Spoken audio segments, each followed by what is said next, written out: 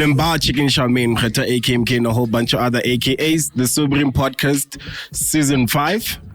Yeah, but yes. That's where we at, man. That's where we at. Season 5. Season 5 already. We are. That's us, man. Perfect. 2021, you know what it is. It's Big Frat, aka Dynamite Deep Kloof Dude on a skateboard, aka 18 hours more young. You know what it is. Stadiana Stamela Pili, papa.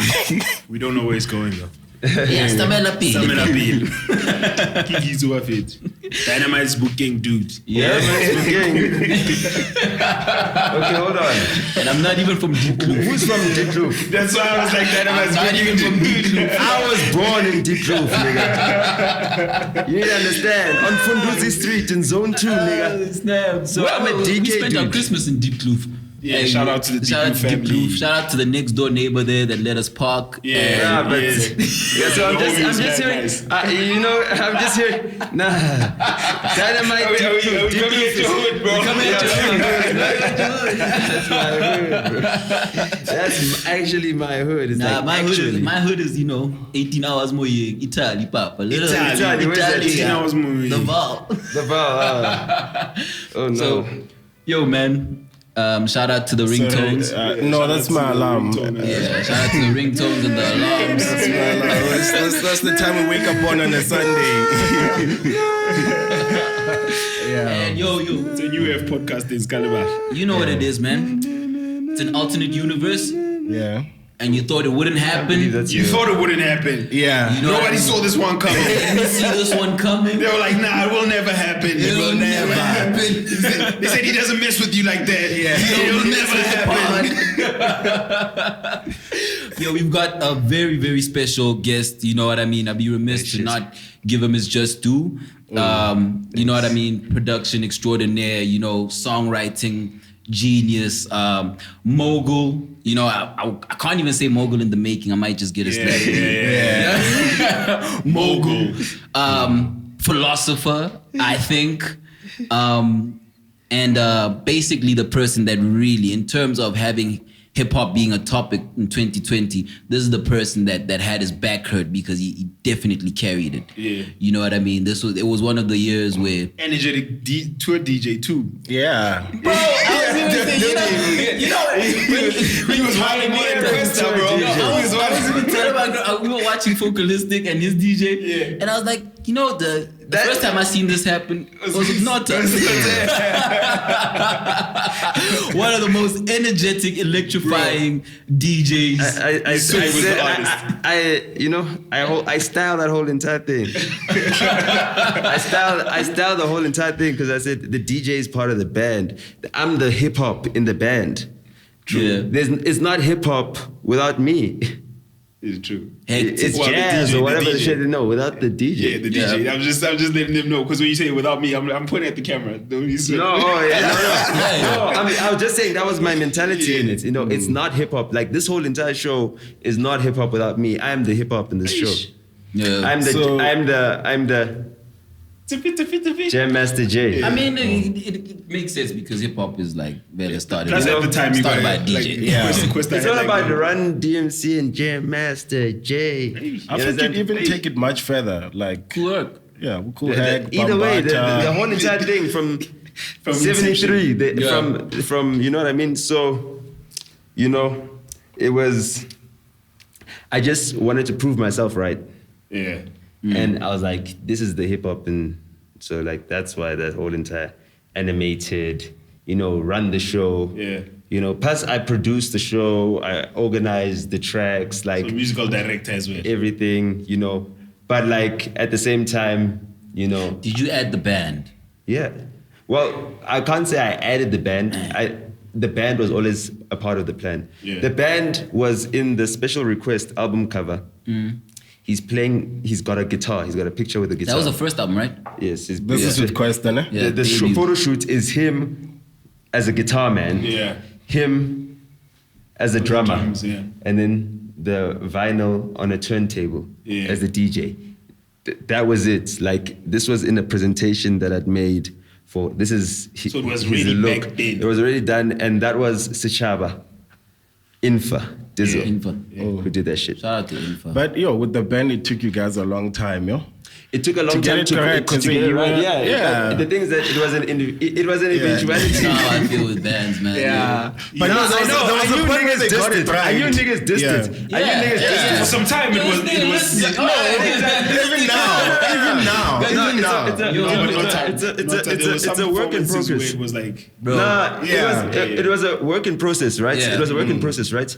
But the whole entire thing is that we were trying to build a sound that we could play shows anywhere in the world and still fuck shit up. That makes sense. So motherfuckers were not there when we were fucking shit up in Senegal and headlining, after Vusi Mahlasela, Awadi, Tandiswa Mazwai, and really fucking shit up, you know what I mean, to a crowd of a couple thousand people. You know what I mean? So, why- motherfuckers are not there when we're yeah. fucking rocking Ngog water, rainforest in Nairobi, Kenya.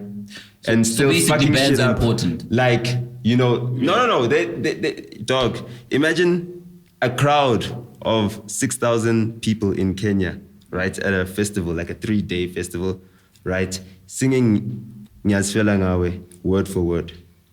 Like, at the top of their lungs. You know what I mean? And every song, actually, on the whole entire thing. why didn't you guys like shoot that stuff? No, it's shot. So why isn't it coming out? It's not about footage. It's shot for the purposes of those people's festivals and whatever. It's like it's there. It's out there. Do you think out it there. was an oversight to not document it for your No. archives? It's not about that. It's like, dude, this music is gonna be making money forever. There's lots of time to, drop content and everything else. Like there's an eternity to do that. We're not rushed. Like fucking hell. Like 50 years from now, it'll be worth a lot more than it is right now. So like, why do it right now when the market is not ripe to even do it?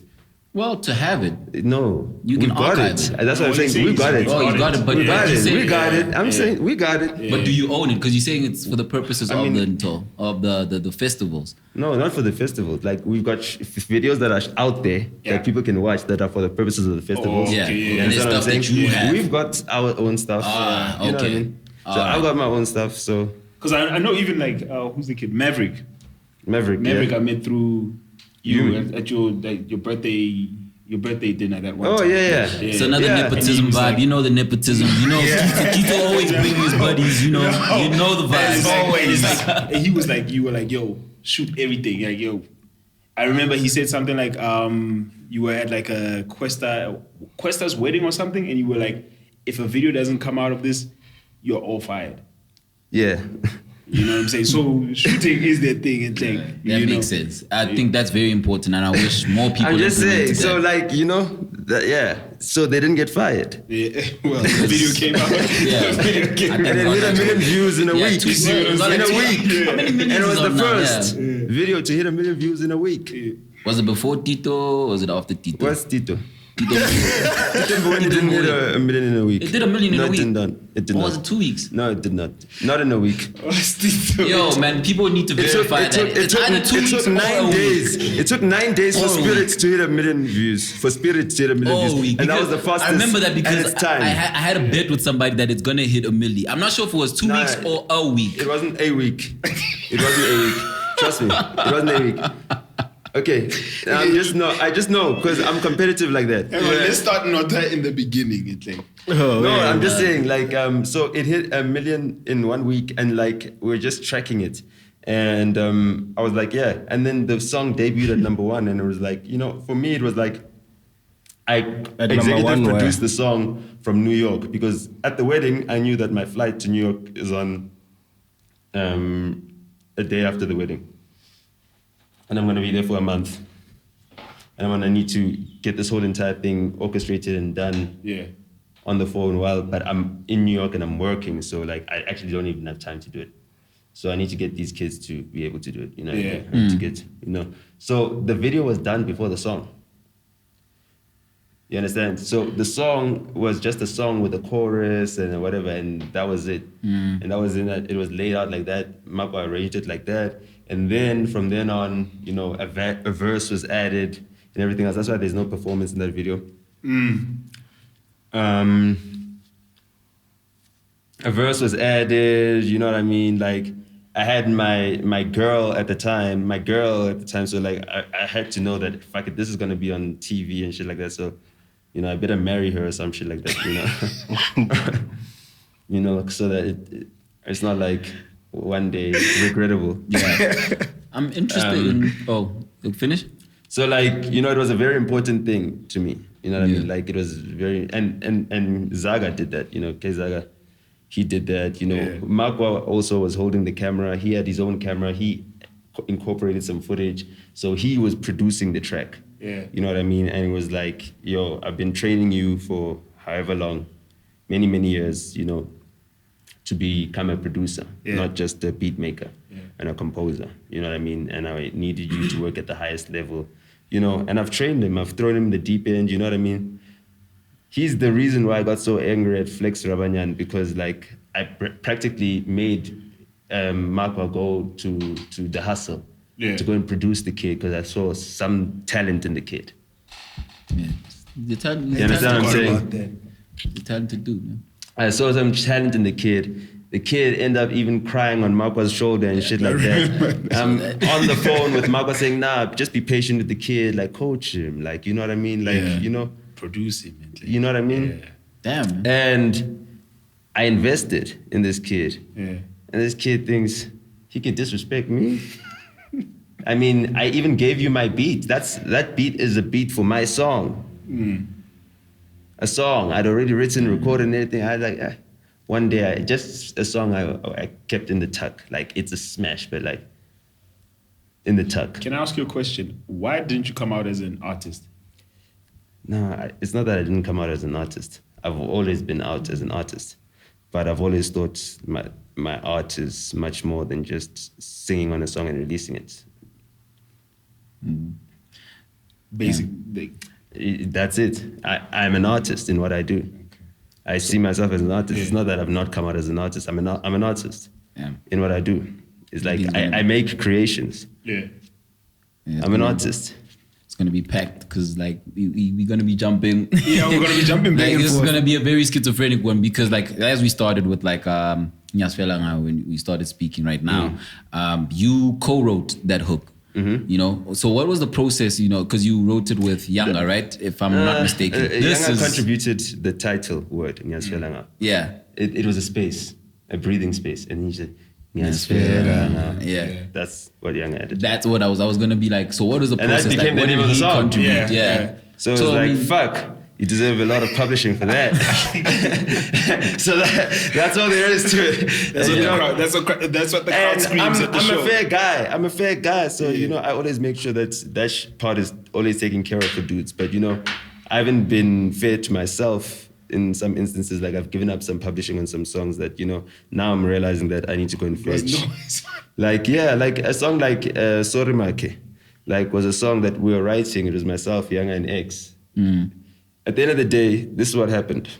When we're making special requests, like I told you from the beginning, let's actually start at the beginning because if you start anywhere else with that, you know, in terms of orchestrating the show, the DJ part of the show, the producer, the whole entire thing. I orchestrated the whole entire thing. I drew it up in a presentation where the slides were made out of a Heineken bottle. Okay. Like there was a Heineken bottle ad thing and the slideshow.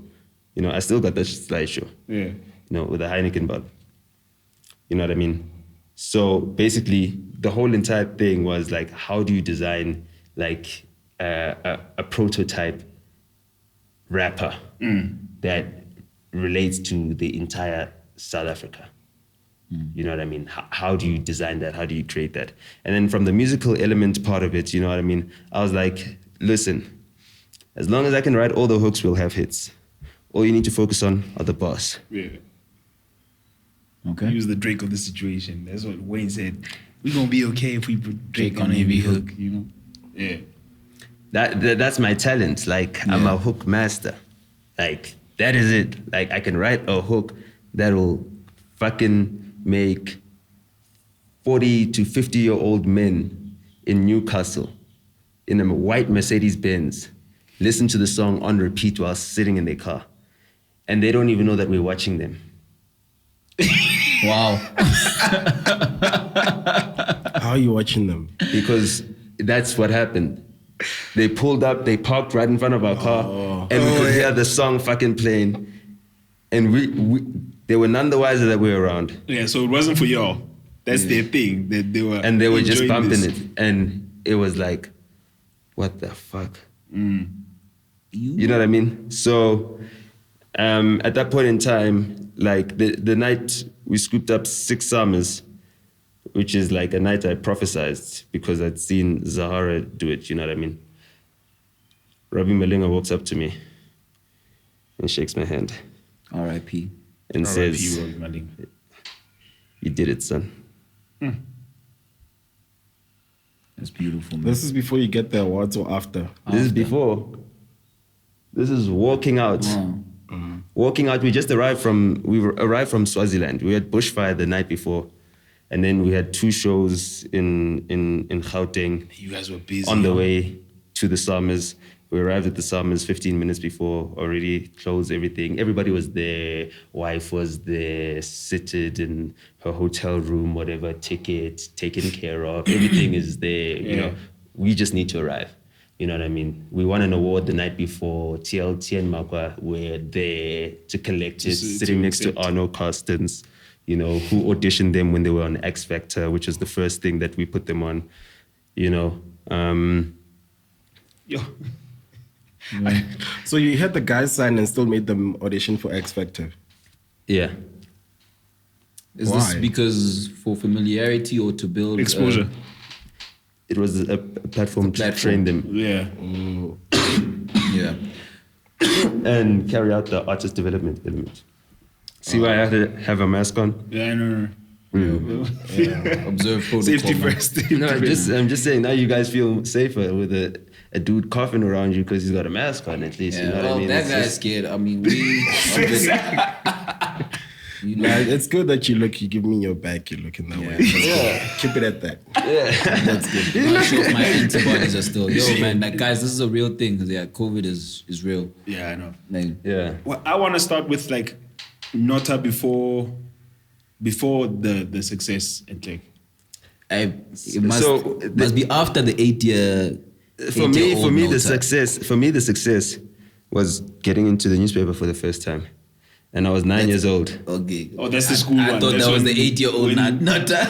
They said I was 8 years old, actually. I didn't turn 9. I was about to turn 9, Yeah, actually. he said 8. Yeah. I was 8 years old, yeah. I was about to turn 9 because my birthday's on the 20th of March. It was published before the 20th of March anyway. So I was 8 years old successful, and they interviewed me when I was 8. Yeah. Obviously, when they did the interview was prior, it's like a couple of weeks prior. Like, yeah, no, this is going to be in the first edition of the Sowetan Sunday World, which is about to be this new Sunday paper. And it ended up being on the second edition. Oh, fuck. That is your favorite though, because I think you mentioned that story a lot. So, like, for me, I've been newsworthy since I was 8 years old. It's not a new thing. So was that the plan? Was that the seed? My planted? sister, when I was born, my sister was in Sales House catalogs. She was a model. She acted with Sister Bettina on Soul City. Y'all don't know Sales House. Shout out to Yeah, Sales House. Yeah. The Burgundy Square, nah? The Burgundy Square. Yeah. With the white. Yeah. My sister was, a child star. You know, she was going to NSA by the time I did that thing. She was in NSA when I did that thing. What's the age gap between you guys? 6 years. She was born in 1984. Okay. So that is your first Your taste of yeah. what you being newsworthy, and It was an eventful year in 1984. I'm not speaking on 1984. I'm just saying, it was an an eventful year in 1984. What happened in 84? Me, I'm with you. I'm 90, I'm that's back. that's when the apartheid system economically crashed. Yeah. Their system crashed because of the sanctions that were imposed upon them. The trade restrictions. They needed it was at the rock help. bottom. That was Yeah. they needed to negotiate now. They need some milk. Yeah, that is an important year. 1990 is also a very important year. It is. I don't know what else wasn't the Apple ad launched that year? 84. In 84? I'm not certain in terms of those dates. I think it was also the year when HIV/AIDS was declared a pandemic. That's that's well known as well. Yeah. You know, it's like very eventful. So I missed it by 6 years. You wanted to be there? No, I'm just saying I missed it by 6 years. And guess who didn't?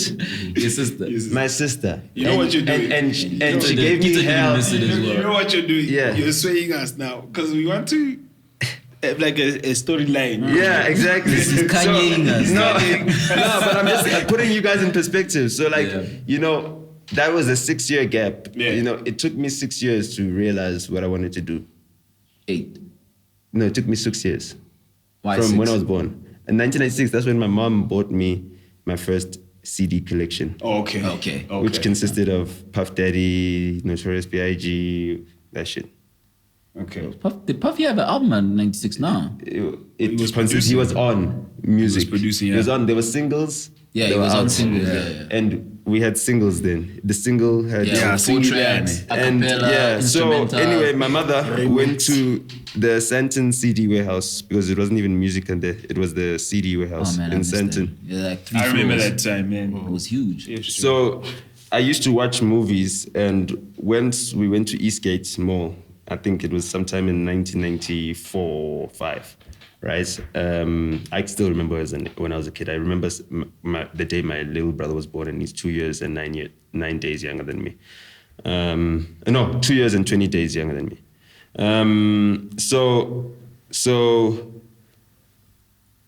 He was born on the 9th of April. That's why the 9. So I just wanted to explain the mistake. All right, cool.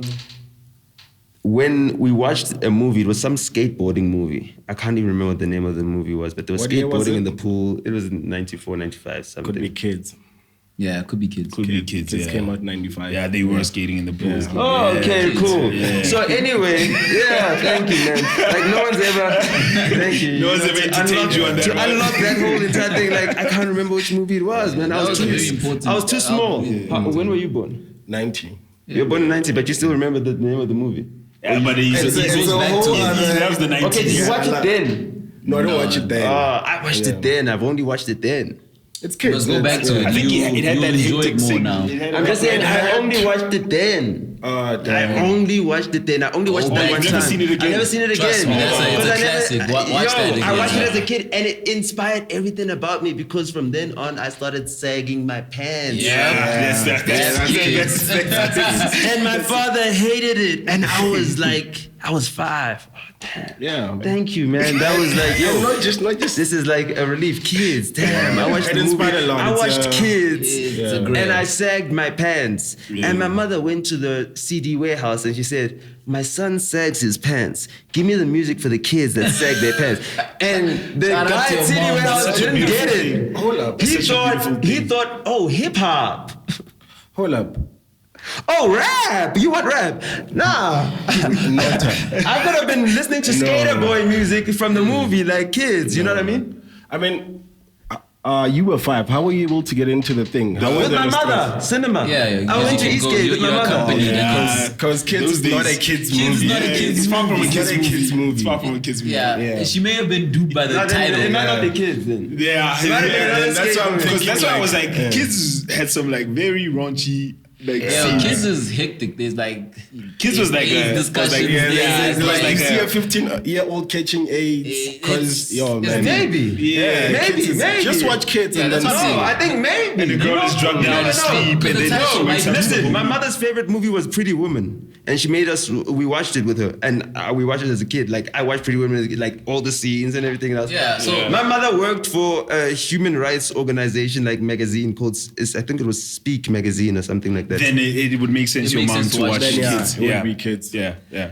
Everybody watch Kids. So It's a very like, dope movie. yo, my mom was Unlocked a while ago. yeah, my mom is like, you know what I mean. My mom is like feminine, like not feminine, African womanist, let me say. But she does have some like traditionalist, patriarchal traits that just come out every once in a Every now while. and then, yeah. Yeah, like yo, my mom sometimes can get wild, but like So she goes to CD Warehouse and brings you rap.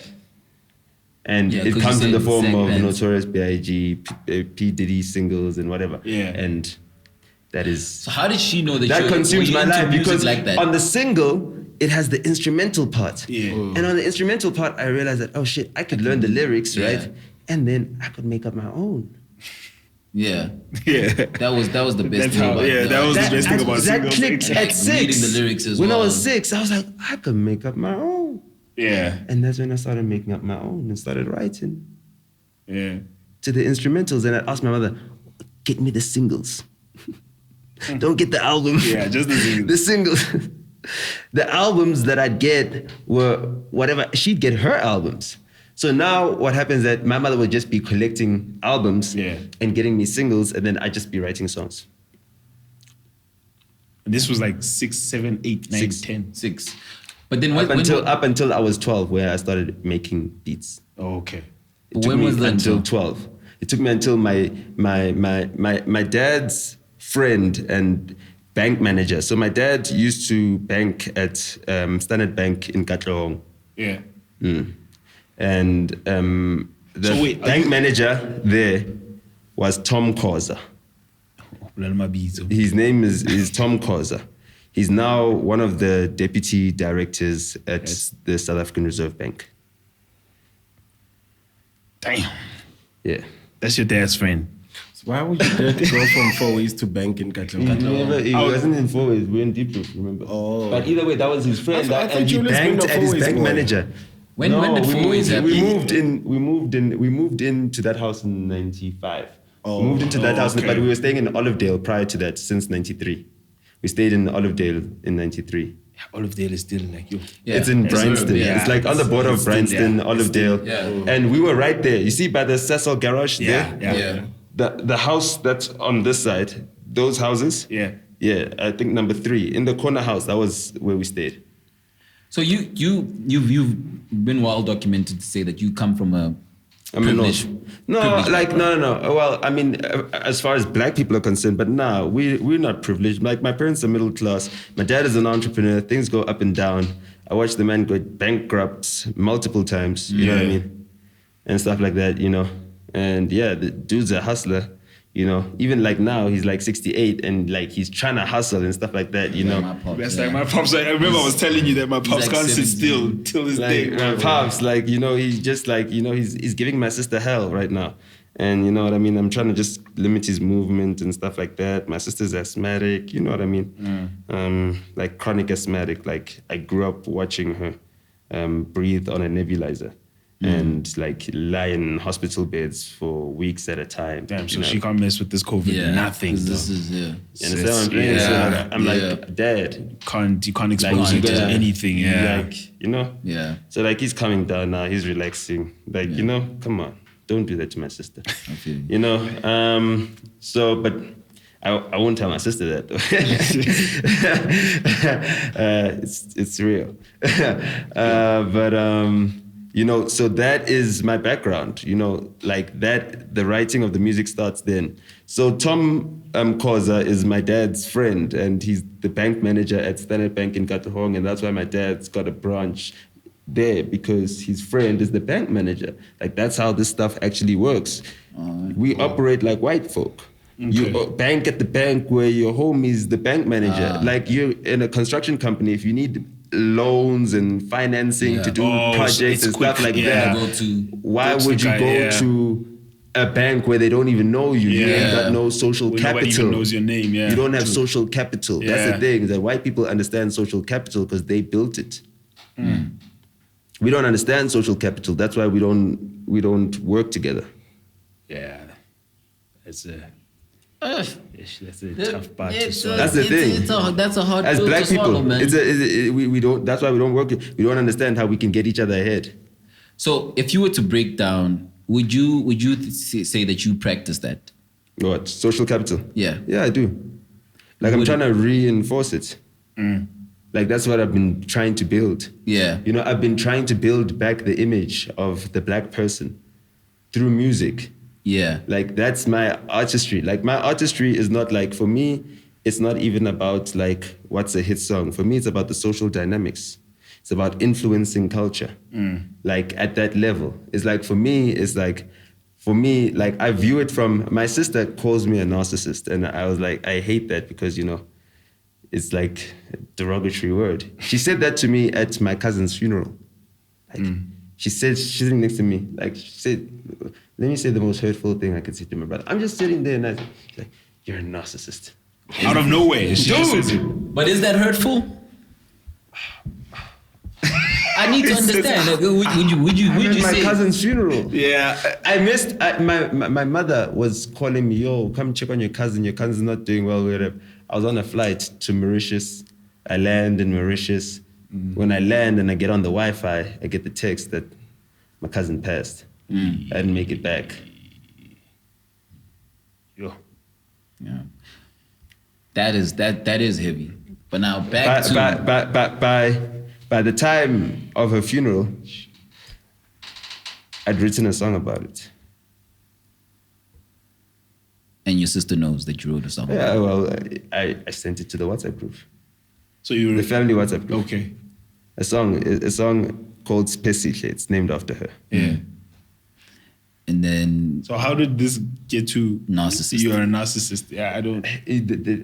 No, I'm just saying. It's just like that's the way in which I processed the whole entire thing. Like, I grieved. I wrote about it. I made a song about it. I did something and I made a tribute to her. You know what I mean? So that even to me and to our entire family, you know what I mean, or whatever. Yeah.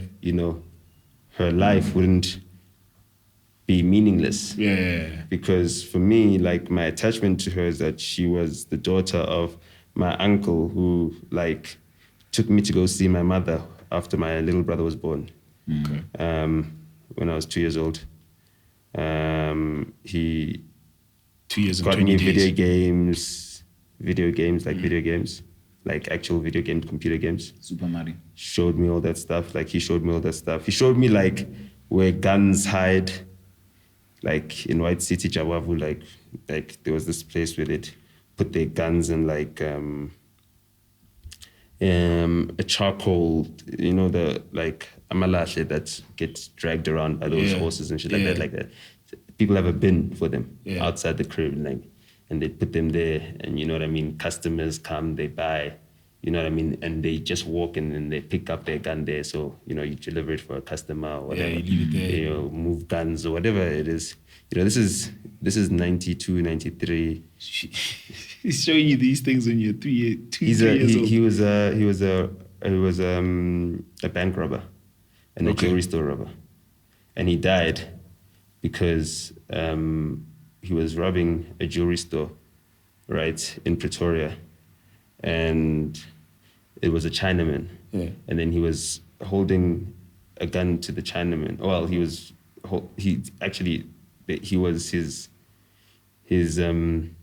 his friends, so the people that he was robbing with, because back in those days, these guys, they couldn't just hold a gun. Okay. So the other guys had the gun. He didn't have a gun on him, but he was the guy who was with the Chinaman who was opening a safe. Okay. And inside the safe is actually a gun. Yeah. So when the Chinaman opens the safe, Pulls a gun on him. he pulls a gun on him, his friends run, he looks around, the Chinaman shoots him in the head twice. And that's how my uncle dies.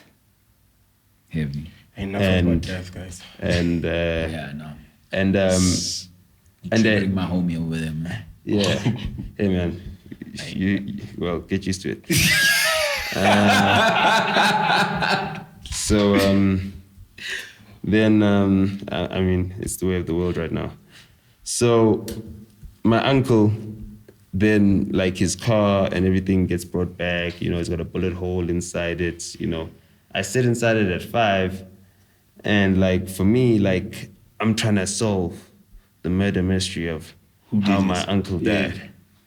And I sit there and I see, like, bullet holes and I see some spots of blood, so I'm thinking to myself, fucking hell, it was them homies. Them homies did it. My homies shot my uncle in the head. They betrayed him. Nah, them homies just ran scared. They ran scared. And how old are you at this time? I'm 5. And that was the beginning of my complex. Your complex of Like just mistrust. don't trust nobody. Mistrust. You're also very detached. Like the way that you discuss death is like very Is it detached flat. though? It seems detached. It seems very flat. Well, yeah, I'm not very emotional. That's what my brother said. Like, I'm very logical. Like, what can I do about the death? I've grieved it for so long. Yeah. You know what I mean? I sat there at 5 and it gave me that complex. Yeah. It took me at least another 25 years to find out what happened to my uncle. To find out what the... So I'm telling you what actually happened Yeah. to him. Yeah. This is not what you knew Yeah. back then. Damn.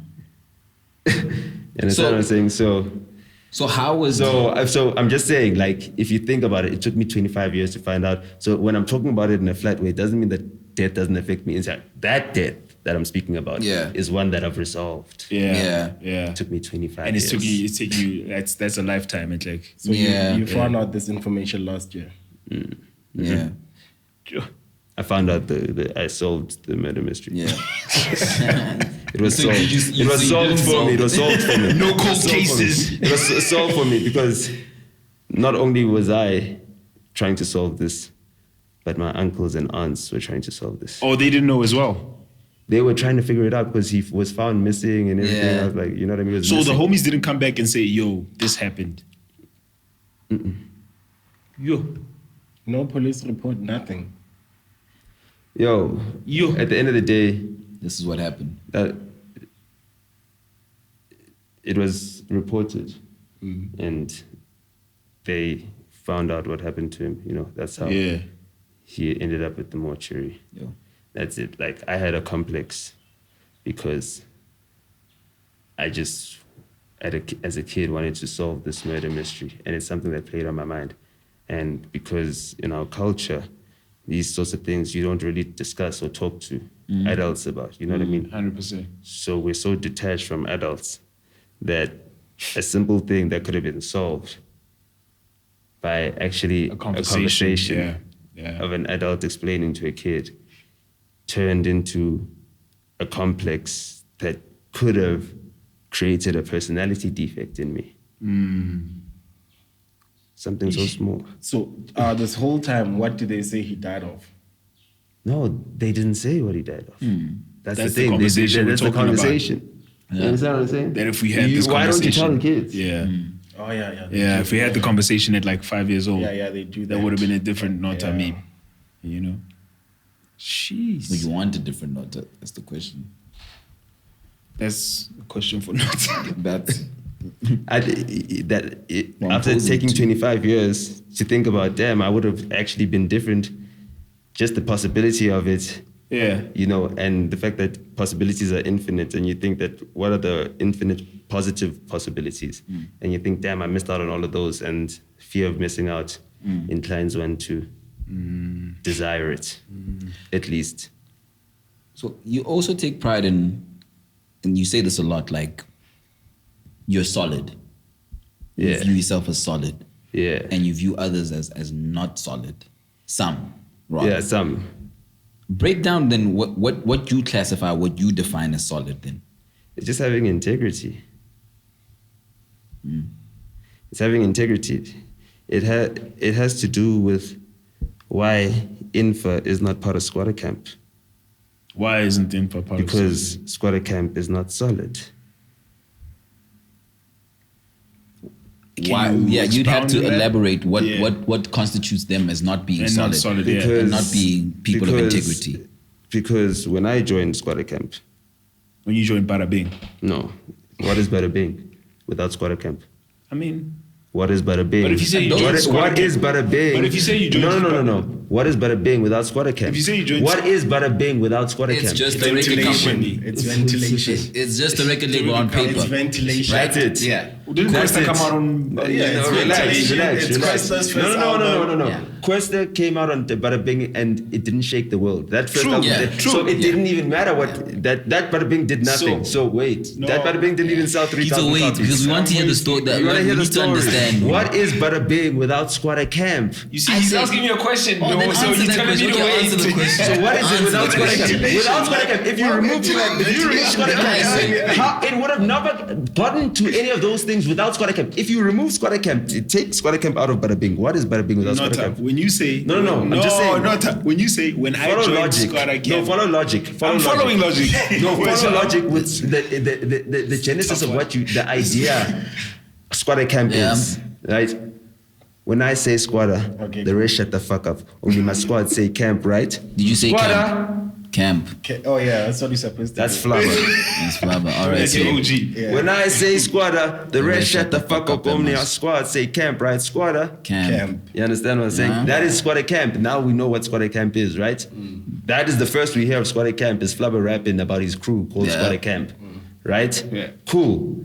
Then they break out, have a success, you know. Infa makes all those beats for all those tracks And the artworks. and the artworks. Infa. He That's makes how all the I- beats. that's how He I know what a records all that graphic shit. designer is. And then on the thing, it's called Produced by Shack Architects. So the squad Yeah. takes over the whole thing. Flabber raps the whole entire thing. Only my squad say camp, right? Squatter, camp. The track comes out. It's not a Flabber track.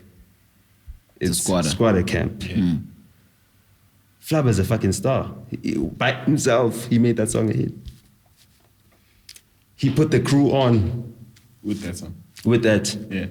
Infa made the beats enough. Well, they were decent enough beats to make an album out of that. So now you've got a group.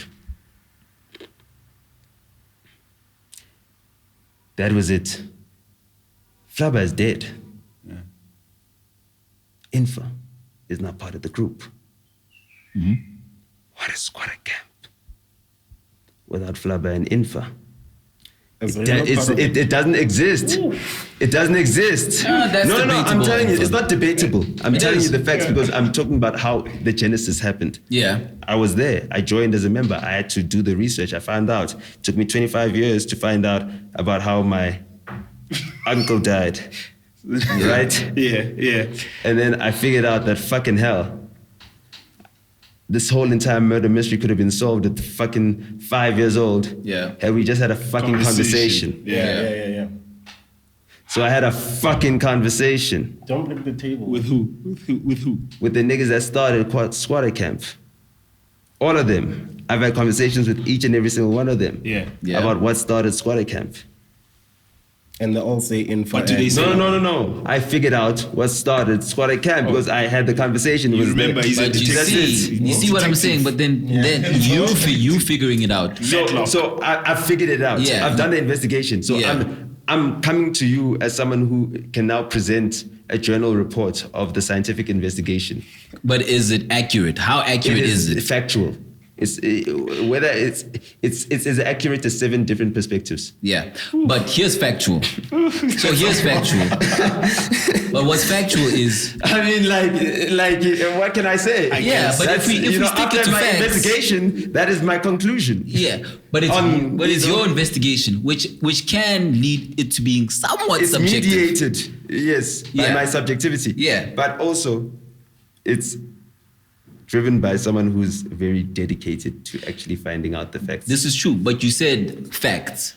So fact of the matter is you were part of Bada Bing and not Squatter Camp. Because if we list the members of Squatter Camp, we will not list Let me tell you Nota. something. No. Yeah. The thing is this. That's the thing. You don't understand how organizations work. You don't understand how organizations I work. don't understand how So that you- organization might work, but organizations I At the end of could the day, understand. at the end of the day, if I'm Squatter Camp social media manager, if on Squatter Camp's page it says hired as social media manager thing, and it's got my phone number there and online on the CD of Squatter Camp, you can contact me on my phone number with my email address. Is it at Squatter Camp or is it at Bada Bing? It doesn't matter where it's at. It's not even at either of it. It's at ventilation. Okay, It's at ventilation. let's go. And hold on, Let's wait. I want to get there. And that is the exact question. That's the answer Nota. to the exact question. What is Nota. It's at ventilation. Yeah. How That's is it. it That's at what I said. ventilation when it's squatter camp? Now you're understanding the fractures. Okay. How is it not solid? So that was the question. This is why it's not I see. solid. But I can see what you're saying is that that is weird, right? That was so that really weird. is non-solid. Okay. We can agree to that. The other semantics, will give you. fine. But the other semantic of you being part of squatter camp is actually Okay. Nota. No, it's not even semantics. Nota. It's like, hold on. It's like, No. it's an organization now. It's Squatter Camp Music Production, right? Yeah. Mhm. That's what it ended up becoming. That's who did the it? album, yes, the album was released under Squatter Camp. Fair and Square, the album was released under Squatter Camp Music Production. Okay. Yeah. Okay? Okay. So Okay? That's what it says. So I know. Squatter Camp at large, I now not the distribute band. it.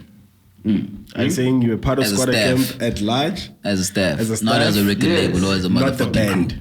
It's not, I'm not on the group. I'm not in the, Yes, as a staff, not a record label. That's what we say. No, it is an organization. All of Yeah. us are part of this staff. All of us are hired by the staff. All of us are paid from the same pot. I'm gonna we move all on from split the this. same check. The check doesn't go anywhere else. It comes to all of us because we split that check. Okay. We all get paid off the same payment. Yeah. When MTN pays the fucking that pays us, that's the money. It comes directly from MTN. That money To the crew. Squatter Camp and then gets divided amongst everybody according to their roles and responsibilities Okay. to the organization. Okay. Squatter Camp is an organization. Okay. That's what it is. It's an organization. And when you're part of an organization, doesn't matter what the person who is an observer on the TV side of perspective, who's sitting at home thinks, and he thinks, oh, Squatter Camp is just made up of the 7 people that I see in the music video. Yeah. Even though I'm also in the music videos. If you watch the cameos Okay. and see, oh, yeah, I see that nigga on the Summer Song, he's there. Yeah. You know what I mean? Younger Chief, oh, he's there in the Summer Song video. Oh, okay, cool. He's part of Squatter Camp. Yeah. We were part of Squatter Camp. We went on tour with Squatter Camp. organization. We had, everybody shared the per diem. Yeah. I got a bigger per diem than them niggas because Baby Joe was the road manager when we were on an MTN tour. Shout And out to he'd Baby give Joe. me Baby Joe, and send my Younger tweets to Baby Chief, Joe. yes. Yeah. Oh, He'd give shout me out. and Younger Chief 600 Rand per diem, which is double the per diem. You're supposed to get 3. He'd give 300, us yeah. the 2 of us and he'd give the rest of the Squatter Camp. Why did you get more? because they did more. Because Baby Joe knew that we were the guys who were actually doing the work work. here. You understand what I'm saying? And that's what he was teaching us. And guess what? I never finished spending my per diem. I always took it home. And I It's always built a that smart from thing to then. do. Yeah. So I was on the road with Squatter Camp on tour with Squatter Camp in 2009. I was 19. I was there. Yeah. I was organizing their schedule. I set up CD signings. I took them out of Musica CD signings. I put them in cross-trainer stores, which Nice. were a new store that was Sneakers, now yeah. distributing and Yeah. selling Amakip, Yeah. who I was consulting as far as their marketing and brand management Oh, wow, I didn't as know well. that. Yes. You know what I mean? Yeah. I was even doing music video product placements. Like I did one for Wheel Nuts on the Tear Gas Party 101 music video. I did that whole entire proposal, that presentation. Cool. Yeah. That was their first smash hit, and the video was fucking amazing. That video with the boats and everything. That wasn't their first That smash was, hit. like the breakout single was a smash. No. Yeah, Chance I'll was a tell you smash. what. Chance was a No, smash. I'll tell you, Guys are gonna Chance make was a smash. arguments. Okay, No. Chance was a smash, right? Chance was a smash, right? But nobody knew who Tear Gas was because the first time we discovered them was when they won 4 Metro FM awards. That was the first time we actually discovered them. Nobody, like the country didn't know. I understand that you knew the song. Yeah. The song was a song that people know, but as far as Tear Gas, like you didn't know who they were, like character-wise, What came as a before? countrywide. Party 101 No, or Get wait. It, Go Away? Go Away No, came. that was later. Go Away came before Party 101. It was a hip hop street anthem. yeah. Get Away was, yeah. And if you needed to be part of the hip hop culture what I- to fuck with that song, it wasn't playing on the radio. Whereas far as Party 101 was playing on the radio, it was a smash hit. I saw it on the Magic Tour, which is promoted by Linda Smear. He used to have a magic tour at all the universities in KZN on the coast, Yeah. and it was free entry, and those were the biggest shows. That's where you saw people who have hits. That's where you saw that Tear Yeah. Gas actually have a hit. Chance, weren't at that level back then. They didn't have a nationwide hit. You understand what I'm saying? If you knew them, it's because you're following something that you're watching on TV. Yeah. You're not on the road touring and seeing what is actually a hit. But do you That you song was weren't on big. the road with them? I was at that with time. Squatter Camp. Chance. I was Chance with Squatter Camp. Chance was No. Chance was huge, No. It wasn't there yet. It wasn't there yet, bro. But you don't It know wasn't that, there yet. Nota. Let me tell you why I know. Because at they were on the Magic tour. And they were performing all these songs. And then Chance didn't hit the way that. You understand what I'm saying? It didn't hit at the way Party 101 was hitting because Party 101 had even Tira on it, dog. We were in KZN. How old was Party 101? You see what I mean? Yeah. You just okay, cool. It was at this time. How old was Chance and Party 101 at the time? Exactly. Yeah. One could have been newer. I'm talking Hence about the excitement. Okay, now, okay, cool. Hence the excitement, right? No, granted. So, Chance is a classic. Yeah. Let's give it to them. Of note, Definitely. yeah. No. You understand what I'm saying? Yeah. Now, what I'm saying to you is that it did not. The song was bigger than them. Yeah. Okay. Okay, cool. Now, in this part of the song where it's a hit and it's a tear gas, it was their first, like now they've got to smash, it's tear gas. Like this is the brand we know. You understand what I'm saying? We know these guys. Yeah. These guys are like big guys. It's like when fucking Boom Shakalaka came out. It was a big song, but like no one knew who like Questa was. Questa yet. You understand what I'm saying? And therefore the effect is completely different. I feel That video itself sense. was Yeah. such an amazing video that it had so much TV rotation, much more than other videos at the time. And that's what gave Tear Gas that elevated TV rotation. That's when they figured, because that Go Away video was a very simple video. You know, I love that video. It was Yeah, black and I think- white. The guy's cutting his hair. That video was revolution. That video, that was the 5D video, fam. That video. That's when we knew 5D was That the was the one. 5. That's It was a simple video, right? Yeah. It was a simple video. But now... And even that black and but white had wait, that blue wait, tinge. It follows the concept of the album, Wait, navy no, I blue. hear you. But it was a shit video because we've seen better videos. Let me tell you why. Okay, that's Let subjective. me tell you why. I mean, Makenjas, Imino Pezul, that was what, 97, 98? 96. I mean... you see now. Look at that video. Look at that video, the production value of that video. I'm talking about production value-wise. Go Away, production value-wise. Production value. It was shot with a 5D around... Go away. In the house. hood, yeah. And the kids were going It was crazy. just the song was Shout out nice. to The song was music. amazing, Yeah, dog. The music. song, the beat, it was Yeah. sick, dog. Shout out The to song was music, man. amazing. Yeah, but even the slow-mo, video, dog, the I slow-mo understand, of but the nah, movement. I understand. Those were like the little, those were little tricks. Yeah. But in terms of production value, how much was that video? Come on, guys. Yeah, it was cost effective. Yeah, it was cost effective. was But it cost came out effective. nice. Dog. Yeah. That video, came out that nice. video It was cost low as budget. much as buying everyone quarters to come do cameos and having Ntukza have we his can shoot haircuts. that video with this thing. Ntukza had his haircut. They paid the house 300 rand to shoot at that house. I'm just making Yeah, this up. just- But whatever. Right now, we now just what argue. do they Production do? value wise, Party 101 is definitely more of a higher it's production way than better. Go Away. Much more. Yeah. Which one is Party 101? Which The gives golf them- course. Yeah, golf course, No, the no, it's not boat. golf course. Golf course is even lower production value. yeah, the And it's golf not course is golf not course. the one. It's not golf No. course. It's not No, golf that's course. not It's the one. That's electromode another offices. one. It's actually an oval, but yeah. Yeah. Hey, Party 101 is on the boat, my nigga. Oh. Party 101 is Golf course hella. is another song. It's another song with the Entlembali and that one. Yeah, it has a nice sample. Yeah.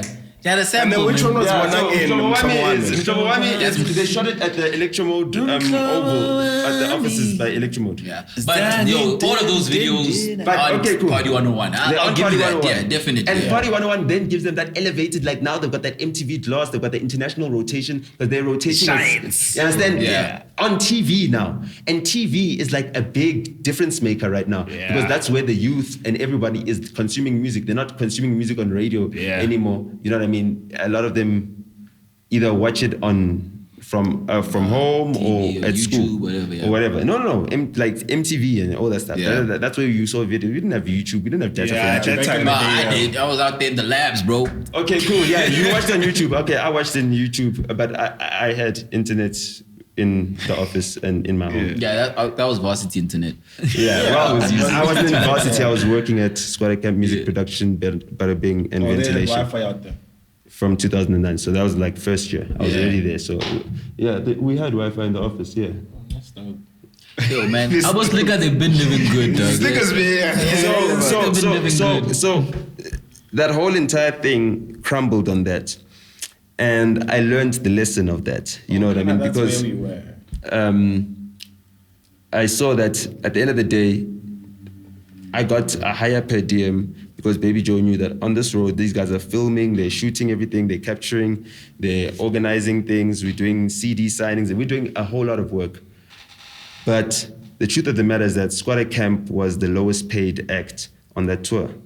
Really? And WHP only performed at one show on that tour, and he got paid more than Squatter Camp. Josie performed at all the shows in the tour and everything else clean. It was just Ishmael and Les at that point in time, because Bongs was AWOL and Crazy Lou had long left. Yeah. You know what I mean? So it was just two of them. R.I.P. So it was half the band, and then they'd also added R.I.P. WHP. They'd also added Scomplas and those group of Scomplas, singing yeah. girls. Scomplas are the dancers. Uvu. Yeah, Uvu, there's this guy. No, it was a group that was created by a guy called Uvugani.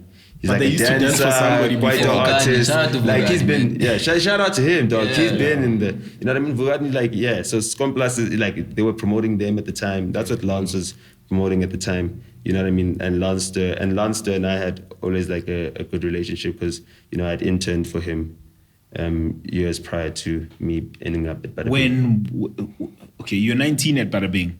Yeah, I was 19 at Bada Bing. Yeah, when would you ever When I was in high for- school. Okay. Yeah, Okay. yeah. So you already when I like was 16. knew like this is what I'm gonna be about. I knew from 6. When the mom came with the CDs, Yeah. that's when. Yeah.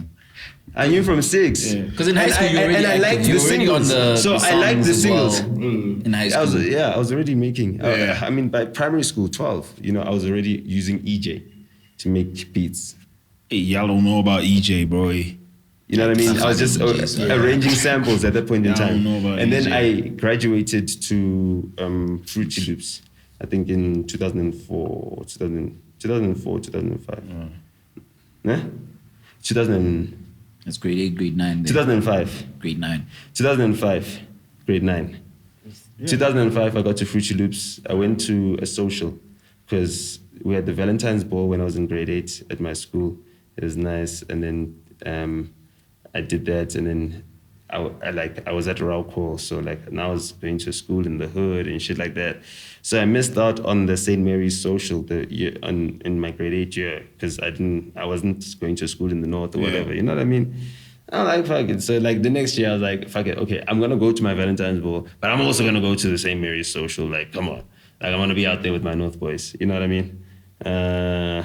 So this time I went to the St. Mary's social, but now I'm a kid in school. You know, if you're going to an event, is it your school's event? Like, how do you get to that event? Yeah, how do you- gotta ask yeah. for permission and stuff like that. So that's why I'm expressing the difficulty in just negotiating, actually having an opportunity to go there. So now I need to take my little brother. He's still in primary school. He's 2 years younger than me. I'm in grade 9. Cool. Take my little brother. We have to take a maxi cab. So obviously, our dad gives us enough money for the maxi cab. It's 2 of us, you know. My little brother went everywhere with me, even to Horror Cafe during these times. Hey, y'all don't know about Horror Cafe, bro. Horror Cafe. Boy. Yeah, so I could get in at Horror Cafe because my cousin is Specs. So Specs the rapper. Specs, y'all don't know about Specs, man. So yeah, he's the first South African rapper to release a solo body of work called Rhymes I Wrote, the EP. You want to? No, I'm just checking. I'm He just did. like. Because He did. Bukino He did in 1990. No, Quite that's the- solo. Kino is- Solo. that's why he says solo. First Yeah, solo. hip hop solo Yeah. body of work was released by Specs. Wongani Rekotso, also known as Yeah. Specs. He's my cousin. Apparently, conspirantly, Lerato had been backstabbing me with some color dude at her varsity. Y'all don't know. That was the Specs, love joint. bro. Oh, what was the hook I joined, dog? I forget the hook, bro. Matters of the heart. Can do. I didn't know it at the time. So That's like that would have bothered me if I didn't get it. His mom was friends with moms. Moms, like, yeah. So when we went to Seriously. Miede, His mom. Oh, Miede. Yeah. So we His went to mom, Miede. that's my aunt. That's my dad's big sis. So when my mom heard that song, she was like, when she Yeah, saw you it, she's understand? like, So that's my dad's big sis, you know what I'm right? saying? That's my dad's big sis. So when they say, "Bo Papa Kava Ona Hip Hop," That's what they mean. Did you take that line? Did you take it? Okay. I was like, accurate. Okay. Accurate. Okay, that's what It's accurate. We ran into that one. Eh? Like that was a nice setup. Not I'll give you that one. Yeah. You know when it hit me, I was like, okay. Okay. Oh, sorry. You know what I mean? So that was the vibes, so I've been knowing that, I'm in the space. I mean, like, come on, my big cousin's the rapper. Yeah, You know what I mean? So I get outside St. Mary's Social. I find some guys outside there. Their name, what is it? Clash 91. It's called Clash 91. It's a group called Clash 91. Don't worry. It's managed by Sizwe. No. No, that's yeah, but we were inspired by them because we saw them shits As an entity. And that's by the way, that's Sipho Dlamini and Chris Gelakis' Creative Kingdom. Yeah.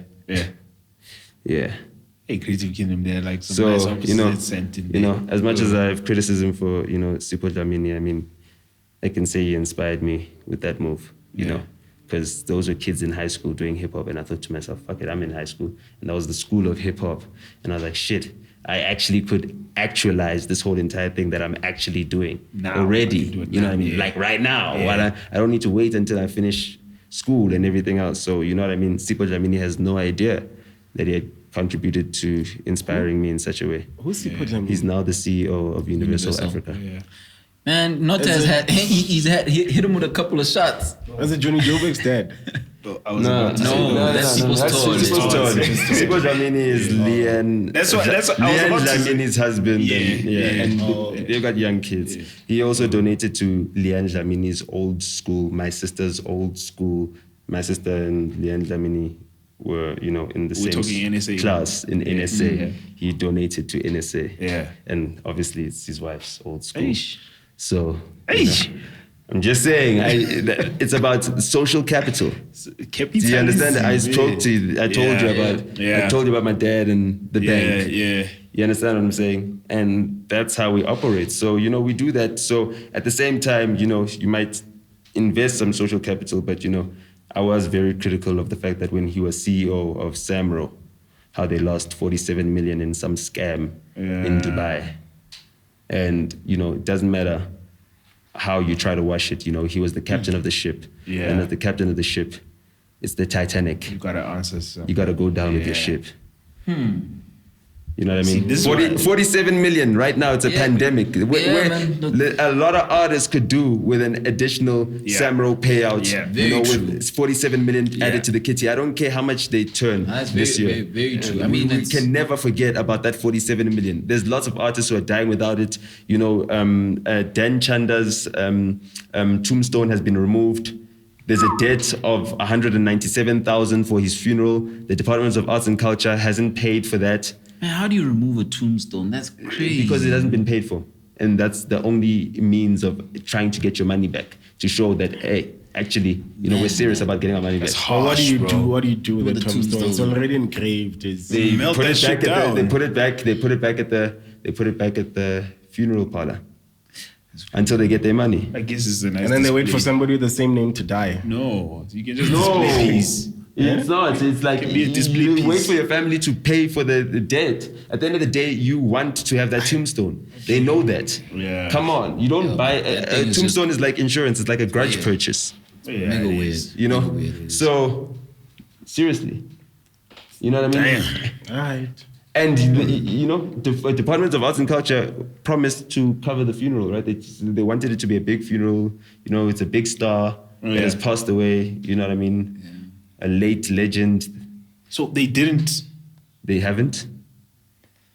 It's weird, yeah. You know what I mean? Natim Tetwa is good with the tweet RIPs, but as far as, Minister of this is the stuff we had to fight for Pro. We fought for this for Pro. Sipho Stole helped us. Yeah. It was because Sipho Stole signed him. The social capital. Sipho Stole could not allow Pro to not have a proper funeral because at the end of the day, you are the guy that signed him. And you're going to go out there and tell people that I signed Pro Kid. And then people are going to say, but his funeral was... Yeah, but he doesn't even have a you know what I mean? Yeah. Those are the stories. So, I mean, again, so we look back at the beginnings, the high school, starting out a career, being inspired by, you know, even Entity and everything else, you know what I mean? Everything that they did, like the big production. And TV has got a very important role. We see how media is. Like you talk about Dynamite, Deep Roof dudes, you know what I mean? It's something that inspires you. You're not even from Deep Roof. Yeah. You know what I mean? It's like, for me, imagine I'm from there. Someone wants to be associated with the place I'm from. Yeah. Zone 2, Funduzi Street, you know, at Specs' parents' old house that they vacated for my dad, little bro, to rent. That was our first crib. You understand what I'm saying? So, you know my aunt. Yeah. You know her. Yeah. So that's crazy. You know what I mean? And that's like the role that she's played. That was our first crib. That was my first home. That's the home I was born into. It's a home they vacated for us. You know what I mean? For her little bro and his family, his little family. And then we moved up to the north. You know what I mean? And then Specs, you know, started the first hip hop radio show on Rao Radio. I never got to hear that show, but I'm just I heard saying about it. that he started it. Yeah. Shout out to Rao. Yes, get out. You understand what I'm saying? And then I end up going to high school at Rao Core and going to UJ. And then joining squad camp with the Rao. Yeah, that's that. What do you? It's all. No, seriously. I joined Squad Camp with the Rao because that's what was Squad Camp. Hey, Squad Camp King, Squad Camp Rao. That was Squad Camp. Squad Camp was the Rao. It was like, you know what I mean? It was the whole entire testosterone field thing. I watched them performing on stage. At the first concert I went to was an MTN concert for June 16 at Parktown Boys. You know what I mean? What's the first concert you've been to? First concert? Oh man, I'm lucky. It was Kanye. True. Well, I went to Kanye. Yeah. It's around, I think it was around the same. 06. Around similar time. I went to also Jay-Z. My brother was on my shoulders the entire performance. My little brother was 2 years younger than me. He wasn't that much lighter than me, but he was light enough to carry throughout the whole entire Jay-Z set. And that's how inspired I was by Jay-Z. It It was long. That was a good concert. You know what I mean? Still preferred the Kanye, but You know what I mean? Yeah, we can argue about that all day. Look, for the Jay-Z set, like I listened, I could hear that Rihanna wasn't singing from when I was outside. she did a redemption song. But I heard Booga rendition Love was and I wasn't horrid. even inside yet. My cousin had promised me tickets and he didn't get us tickets. Booga Love was there as well, ne? Yeah, he was open. I remember. He was opening. Yeah, I Before remember. I Rihanna. missed all. I missed and we never knew that Rihanna was coming. And Yeah. fuck, she Josie, But she wasn't open that- she for wasn't- Kanye. She couldn't even sing at that point. We saw at the Yeah. awards that she can't sing. Yeah. So you know, like I was there at that concert and my dad was like, I'll send you like $200. And dad sent me like $200 because now we're outside the concert now. My cousin promised us tickets. Like tickets are like $600. He promised us like me and my little brother. Which one is that?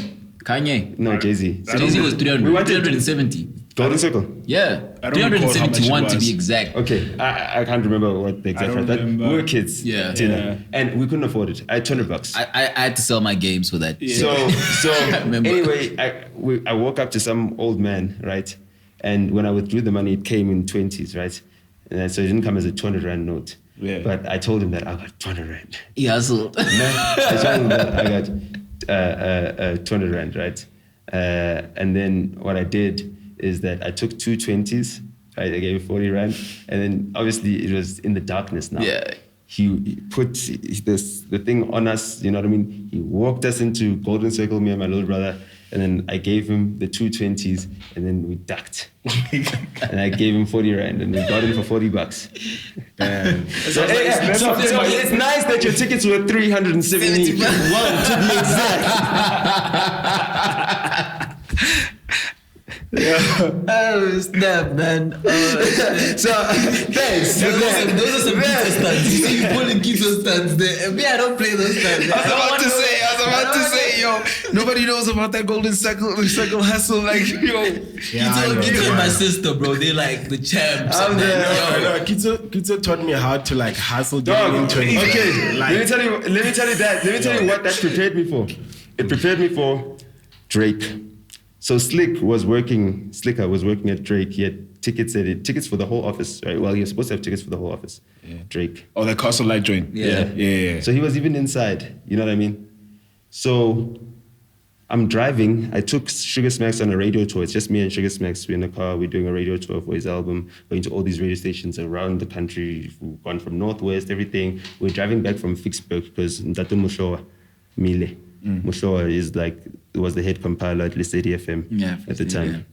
Yeah. You remember him? Yeah, please take Yeah, you understand? That's how deep I go with that old man. Yeah, you know what I mean? That's where when you hear the songs playing all the time, so I That's can it, call you that old know. man and say, yo, make him dance. Understand? So, I'm just saying, it's social capital. You understand? That's All why you hear comes the song together. playing back to back to back to back. Yeah. It's social capital. You build that up over time.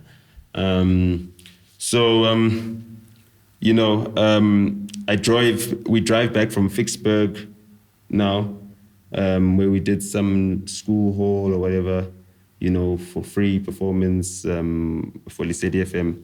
And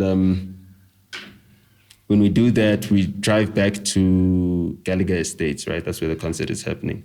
And then after going to Gallagher Estates, I still need to get changed and everything. Smacks wants to be with his wife. I need to go get my girl. She's in the apartment that I'm staying in Bryanston, where we're staying in Bryanston at the time. Myself, Senzo, and Diana. The three of us were sharing an apartment in Bryanston at the time. Is it Maspeth? No, Maspeth is where I was staying in Brooklyn. We don't know the street names, even if you name it, unless it's William Nickel. Yeah. Yeah. or Branston Branston Drive. Drive. It's something Crescent. Or Sloan. Yeah, whatever. Anyway, I used to live on You know what I mean? Crescent at the time. yeah, I forgot what it is. But anyway, I'll remember it. I'll get accurate. And then I had to go pick up my girl, go pick up my girl, driving on the highway, back again. As we're driving back on the highway, by the split to get onto Allendale, some guy's trying to commit suicide, like he jumps in front of the car. You know what I mean? I avoid him, get onto Allendale. What? I avoid him, yeah. Like a hobo guy, like trying to commit suicide. Oh, okay. Yeah. Oh, it's not a real, it's just a hobo jumping in front of the car. Walking like this with his arms Oh, like I've this, seen him do walking in that a front of- couple of times. Like, Yeah, you know there's what I one mean? on Oxford that does that now. He dresses in women's clothing and he's got a wig, a blonde wig. Then he just walks in the middle of the road during Careful the of night. Oxford, guys. Yeah, but this is on the highway, dog. Yeah, highways even. It's on the highway. It's not the unheard same of. thing. Yeah, No. it's unheard of. It's on Yeah. the highway. Yeah. Apart from the fact that on that same highway, I once saw a Porsche coming and it passed me, and I was in the middle lane and it passed me this side on the first lane. And I thought to myself, did I really see what I just saw? Like going in the wrong Oncoming. direction. Yo. It was a dare. That's what they used to do. And then I found out about it in Oscar Pistorius' trial. That they What used to was do it? that shit in Pretoria. What was it dead? A day. A dare from getting from Like a one day. off-ramp, from one bridge to the next on Yeah. oncoming traffic on the highway. Oh, okay. And imagine, I was going to a gig in Times 4 in Pretoria at the time. Yeah. Shout So, out to times 4. Yeah. and Yanni. Yeah. Hey! Good times. Those are good times. Yeah. Who remembers Yanni? I don't know nothing about Pretoria. Hey, Times you don't know 4. Times 4 and Yanni? Yo, Yanni used to get on the mic. He was the owner of the club. He used to get on the mic, come through and, hype it up like it's in Miami or some shit like that. You know what I mean? There was like a vibe, So, anyway, getting back to Yeah, the the story Drake of concert, yeah. getting to Drake. And when I get to the concert, Gallagher Estate, Slick is inside. He refuses to come out and give me my tickets. So I'm like, shit, how do I get And you're in? with your girl. I'm with my girl, she's in the car. Now we're waiting, fear, but the concert hasn't even started yet. But I mean, like we thought, like it could start any moment. It's imminent now. Yeah. Like it's getting late now. You know what I mean? And that concert, you know, I don't know, it was stop-start. Like his performance was stopped after 5 minutes, and then the sound was bugging some out. problem. And, And that's where we saw his mom for the first time. Remember, Yeah, he brought his mom out on stage. He's like, I even brought my mom here. And I saw his mom, I was like, oh, his mom has got blonde hair. And that's when I saw his kid. I was like, oh shit, I know why he did the paternity test, but his kid looks like his mom. Oh my God. Kid got a granny hair. Damn. You know what I mean? So anyway, he brought out his mom, but I couldn't get into the concert. So there was an office park next to Gallagher Estate. I got into the office park next to Gallagher Estate, and then I went up to the wall at Gallagher Estate. Then I scaled the fence. When I scaled the fence, and I jump over the wall, I'm walking, and then a security guard opens like the service door and comes out. And I said, yo, man, can I have a smoke there? Like he comes, a security guard. Clean. So I chill with the security guard, clean. We have a smoke, we smoke, we chill. Hey man, clean, sharp. No, he's been security. Okay, clean. And I walk in with him. So And how do you get back? Is your girl still in the car? She's still in the car. Oh, you went to I Slick walk and in then- with him. Yeah. And then I walk up to Slick and I say, bro, can I have my tickets?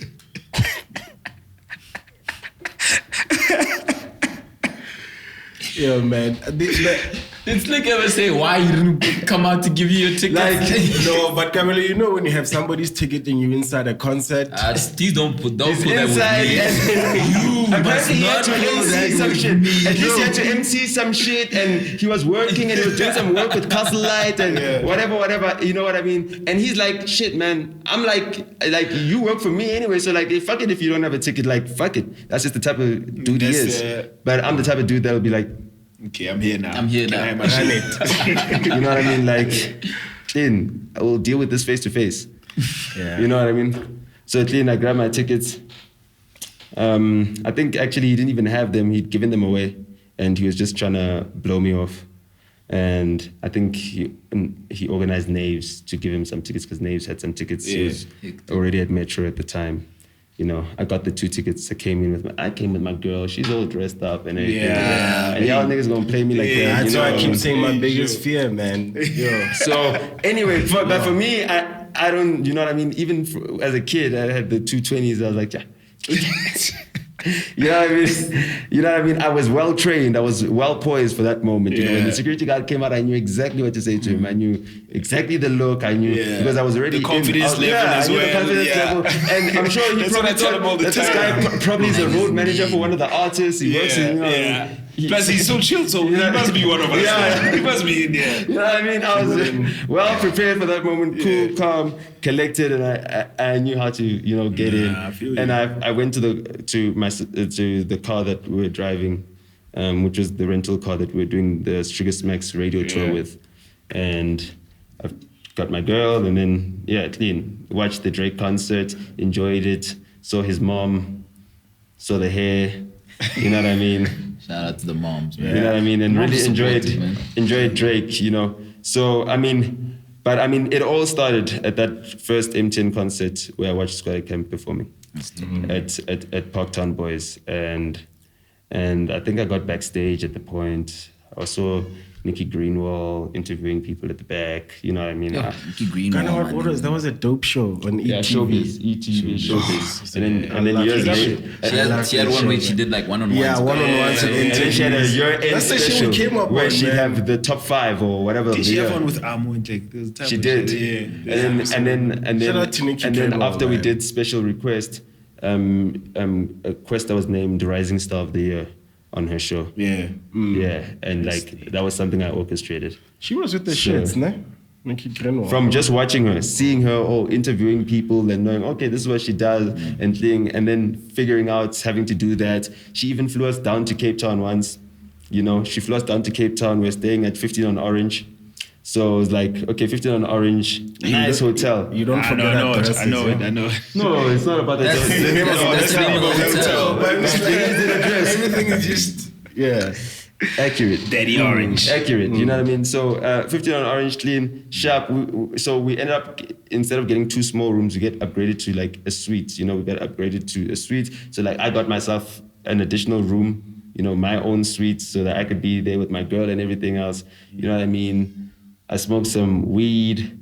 You know what I mean? I'm trying to set up a great night with my girl. It's a great night. And then when I'm done, I'm trying to like take a bath. But like I pass out. And when I wake up, I stand in water. Like a pool of water, like as high. Oh, did you run a bath and then forget the hotel room in 15 on Orange? You understand what I'm saying? On Nicky Greenwald's tab. Shout out to Nicky Greenwald. Shout out to Nicky Greenwald. And what happened is that obviously they needed to change the room, but also they needed to change the carpets in the 2 adjacent rooms and drain the whole entire thing. And I was just lucky that there's insurance for that, and all I had to pay was 2,500 rand to get another room. Oh, it's not bad. And Nicky Greenwald was on some, well, I guess these things happen. You guys must be rock stars or something. You know Did you ever do like some rock star shit though? I mean, that type of shit, yeah. We trashed with Josie on the 2009 tour. I mean, that was the first time we trashed a hotel room, and then Slicker got the email because it was his room.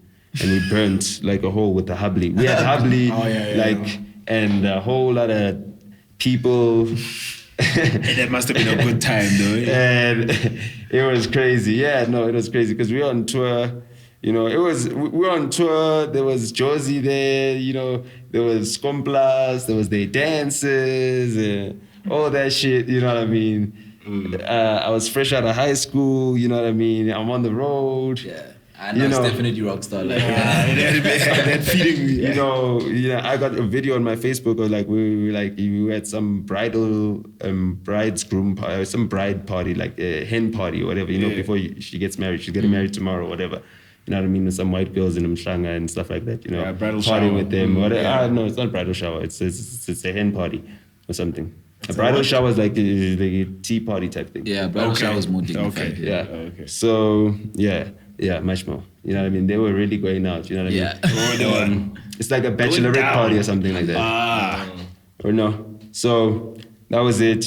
Bride to be, all that shit. Partying with the girls. Partying is like it's 1999, even though it's 2009. You know what I mean? Yeah. That's what we were doing back in those days, and like that was my work at squatter camp in 2009. You know what I mean? It's like it was filled with memories of watching them in 2003 on that June 16 afternoon. Yeah. When I was 13 years old, and with my little brother, and going backstage and seeing all the other artists and seeing Mark Gilman, who I listened to on radio, Gillies the Kid Deputies, you know what I mean? Remembering that, I listened to 5FM because of Social Capital, because the girl I had a crush on, Lelia Sue Duke, in primary school, her dad was the station manager at 5FM. Everything just comes together. In primary school. So I went to Radford House, which is like a boutique private school in Fairlands, which is the neighborhood in the world with the most tennis courts. Hectic. I didn't know that. That's such a random fact. It's not a random fact, it's privilege. A random privilege fact. You know what I mean? No, it's privilege. Imagine, it's like that's the height of privilege. Not even Wimbledon. It's not even Wimbledon. Where's Fairlands? Just in front of Northcliffe. You see by the way West Bank is? Yeah. The guys that finance my bus. 14th and That's where it is. The guys that finance what? My bus. Your bus. Yeah, West Bank. My bus, my Viano. Oh, I thought you said your boss. I was like, No, my bus. my So I'm just bus. saying, like when I was in primary school, I used to see West Bank go up. I watched them build it at West Bank. Those guys that finance Social Capital. I watched. That's where you know what I mean? I should be with Standard Bank. They offering me like prime minus 0.25% on car finance, but I'm like paying 16%. But like, my accountant wife, cum laude student, is gonna sort that out soon, because I'm trying to cut down on certain things. Like, I can't be paying 16% and I could be paying. Yeah, I was about to prime say 16 money. is a lot. Yeah, It's a lot, bro. you know what I mean? But, that's it. I'm learning about these things. So that was like my primary school dream. Like, I had access to it. I knew what it was. I knew that I needed to get our music played on 5FM. That's where the social capital was. And That's where the products are being sold. That's where Your the open brands data. are being sold. Yeah, I was about to ask about the open Yeah, data. but you How don't do need. You don't need to ask about the open data because all I saw. well documented. But I'm just saying, I'm getting there. I'm going there. It's social capital again. So, Lelius, did I get tickets to go to an Alanis Morissette concert? Yeah, I think that was my biggest songwriting inspiration as a kid. Jagged Little Pill. My nigga. That was a classic album, That's bro. a classic Jagged Little Pill. album, So Yo. You ought to know. Yo, you ought to know, bro. You ought to know. Yo. you don't listen to Yo. that music, but anyway, yeah. So you see, like hip hop, I got into it because of Lost in Translation. I got into it because of the skateboarder movie, and like the guy kids thought and the then second the guy- pants is hip hop, and that Lost in Translation should've- just sent me down a wormhole of wanting to be Puff Daddy. Like I said Yeah, you did. in that interview when I was 8 years old. You know what I mean? I was already inspired, and for me, it's like imagine if you already know that you're gonna be Puff Daddy at the age of 8. It's like you don't have to prove anything. Like you just need to prove that you're Puff Daddy. Nota, you've said that you're better than Puff Daddy. Well, I mean, I'm more solid. That's it. You're more solid. So I mean, not look, better. he played Kim Shine. Porter a bit. He played. No, I'm talking about no. Forget the business side. The business is business. Business is business. But you're more. Let's talk about the home base. You know what I mean? Now he's alone with the kids and stuff like that. They ain't got a moms. You know what I mean? You're very vocal about that. Like for me, the way he treated her was Yeah. wrong, and powerful men do that to women, and we watch it and we don't do anything about it. We watch it happen with Black Coffee, and we're like, oh shit. Like, but he's a powerful man. He can do whatever he likes. You know what I mean? He can go get women pregnant outside of his marriage and all that type of shit. And us as men, we don't say, no, that's not cool. It's only women that say that. You know what I mean? But women are not given platforms. It's only now that after an open letter that you have Thando Tabete becoming the youngest woman to have a drive time show on a big national commercial radio station. You know what I mean? She would have been wallowing and doing whatever on YFM, trying to become the next DJ Savvy. You know what I mean? But she ended up getting the platform to become the youngest woman to be a drive time DJ. And that's social capital. That's that open letter at 5FM. It got Waris a job. It got Thando Tabete a job. It got them into the commercial aspect of radio. Like that's what actually put their career. You're saying that's the catalyst. That's the. It's not that was the kick in the door. That's what gave them the big SABC plug. You understand? They were at that big commercial station. You know what I mean? That was it. And that was because I knew where to target. I sent that email of the open letter to the entire board of the SABC. I knew that that's how that structure works. I knew that politically it would work well. It would be something that Shaudi could get behind. I knew that he was manipulatable by like whatever's coming from social media and news. You know what I mean? He would get action, and they did. They put in action. They said, no, we need to put more black faces. And then what did the white people do? They just hired as many black people in a scuffle. And then the black people sold out the movement because they just turned into whites. Because that's what Fresh did when he got there. How so? Just think about it. Didn't he turn into a white guy? You start making what you like, the music, the techno, Everything, the brand was just about white people, white people, white people, white people, white people. As long as white people got me, I'm good. Yeah, you're the biggest, you know what I mean? You're a DJ and everything. We'll still book you at the black parties because you know what music to play and everything. He plays a good mix. I've watched him play at a couple of parties. I've booked him at, you know. Yeah. Big dog. You know what I mean? When I was a know. promoter, you know what I mean? Even though he might not know that, you know what I mean? But his management would, you know? So, you know, he basically sold out the movement when he went to 5 because he wasn't black enough. And then when he went to Metro FM, he was so white that he thought that he could say a black swear word and still keep his job. Yeah, that's how he left. Yeah, that's how he left. That's how you're like, oh. He said a black swear word. Yeah. But he was so white in his mind, he's so right and white, that he's twisted a black swear word. And it's a black swear word. So blacks they wouldn't don't, catch her, yeah. they don't have social capital. Yeah. They can't fire me. But you're on Metro, dog. You're not on the white station that Yeah. you're on. On 5FM, that might have been okay. That would have flied, but here it's Here, not you there. apologize for that type of stuff. You know, you don't dig your heels in. Yeah. And again, misuse of the public platform and his brand and the power that he's ascended to. So he ends up where? With the white man who 947. pulls him out, Prime Media. You know what I mean? And cool, he brings them that black social capital that they need because they can get it from anyone. They could get it from anyone, even some guy who's turned into a deputy white. And then you ask yourself, if DJ Smooth had been given that opportunity, what would he have turned that into? What would he have turned 947 into? Because that's, Or even 5FM, that's I never thought of the that. Prime Media makes, I don't know how many times more money than Ukhozi FM in terms of advertising revenue. Yeah. It's the biggest. Even And 5FM with 947 Metro. and 947 is the biggest. And 5FM is where the money is coming in at SABC in terms of SABC radio. And that's why I targeted that.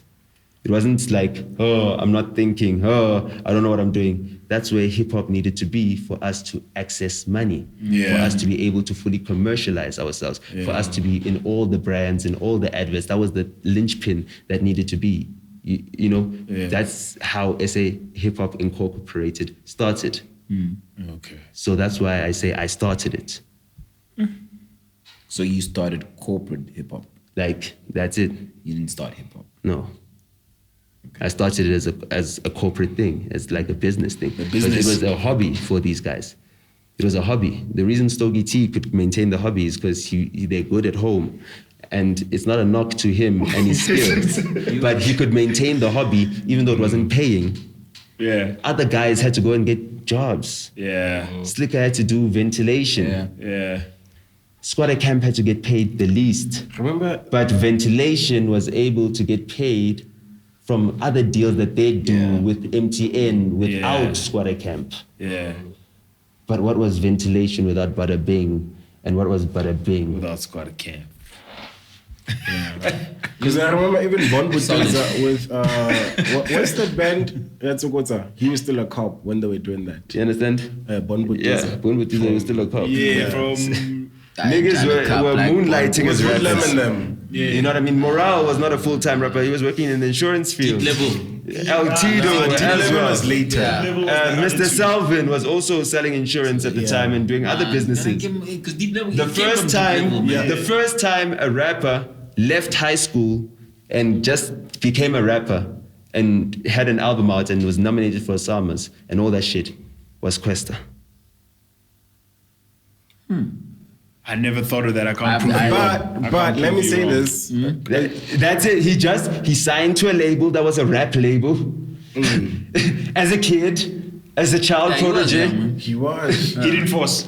Hidden Force, yeah. That was a group. No. That was a group. Talking Yeah, about that was a one group. with Yeah. Hidden Force. Oh, you're talking about Yeah. Primo and them. Yeah. Yeah, come on, man. Yeah, and Lebza and Khauza. Yeah. They were deep level. Yeah, but Hidden Force. with Hoodlum and Yeah. you understand? And he was the main producer, and then you had to conglomeratize, you had to group up, you know, to actually launch a successful career because it took a lot of resources and you needed to pool resources together. And that's why it was very different when Specs did it as a solo act because he had the resources to do it as a solo act because of who? My aunt. The blueprint, how that whole entire thing came together. You know what I mean? How did you do Rhymes I Wrote? That investigation is a conversation. Yeah. I always had that conversation with Specs from the time I was 6 years old and writing rhymes, and he was opening his own publishing company, You Thought, you know what I mean, which had signed Questa or had discovered Questa prior to Bada Bing and had signed on Zulu Mob. who ended up signing with Bada Bing Yeah. and ended up never releasing at Bada Bing. Yeah, because Because remember the it was reason, yeah. Tito who ended up being the only member that remained at Bada Bing. And I had a boardroom meeting with Smacks, and I said, this is the music that Tito has been working on, only 4 tracks. has he ever put anything out? Wait. This is the album that Questa has been working on. It's completed. Here's the project plan. I'll have a marketing plan for you in a week. Let's go. And that's how Questa Overtook. yeah. and Smacks was adamant on getting a Tito album out, and it ended up never happening. And the only thing we could get him was a show spot as a presenter on Jam Alley. And he had that. He had that, but he had other jobs. Tito was the guy that wrote Ndikokele. I can believe that. I'm telling you, it's not that you don't believe it. Yeah, He so wrote, it's effect, yeah. he wrote Ndikokele. Hectic. So, Yeah. you know what I mean? The song still became a remade hit In 2020. in 2020. It's still, it's an evergreen. So It is, Tito, he might never have made an album, but he yeah, did that. Give respect. You know what I mean? Shout out to him. And he also did that verse on the Umsindo remix. Tito, Tito Minado the Ghetto Uno no Tito Minado the Ghetto Tito Minado the Ghetto Nino Bambino De Niro Numero uno ngenzeni umsindo ngabangena ngempela ngenzani I forgot the rest wana I just wanna ask you something batapira about- khosena pula kapa le metsi wana shikisha puri my girl shikisha. That song won best remix at the Metro FM Awards. Nah, that remix was And that was the first time that it was a that nice was the first time time, that Bada Bing had an award-winning campaign to, like, you know what I mean? And I watched them do it and whatever. And at the time I was job shadowing and pitching them, okay, this time I can teach you how to do the same thing with social media. Yeah. Next time, you know what I mean? Dope. And I did that when I produced, you know, with the help of Amakip again, a video for Squatter Camp called Hey. We gonna party all night long. To the left, to the right. For Squatter Camp. I produced that. I produced that.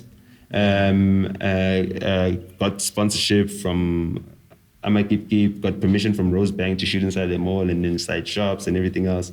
You know what I mean? Got models and everything else. Younger Chief was the director. Deliza Moabi was the DOP. So Younger Chief was being taught and being groomed into being a director at that point in time. Yeah. You know what I mean?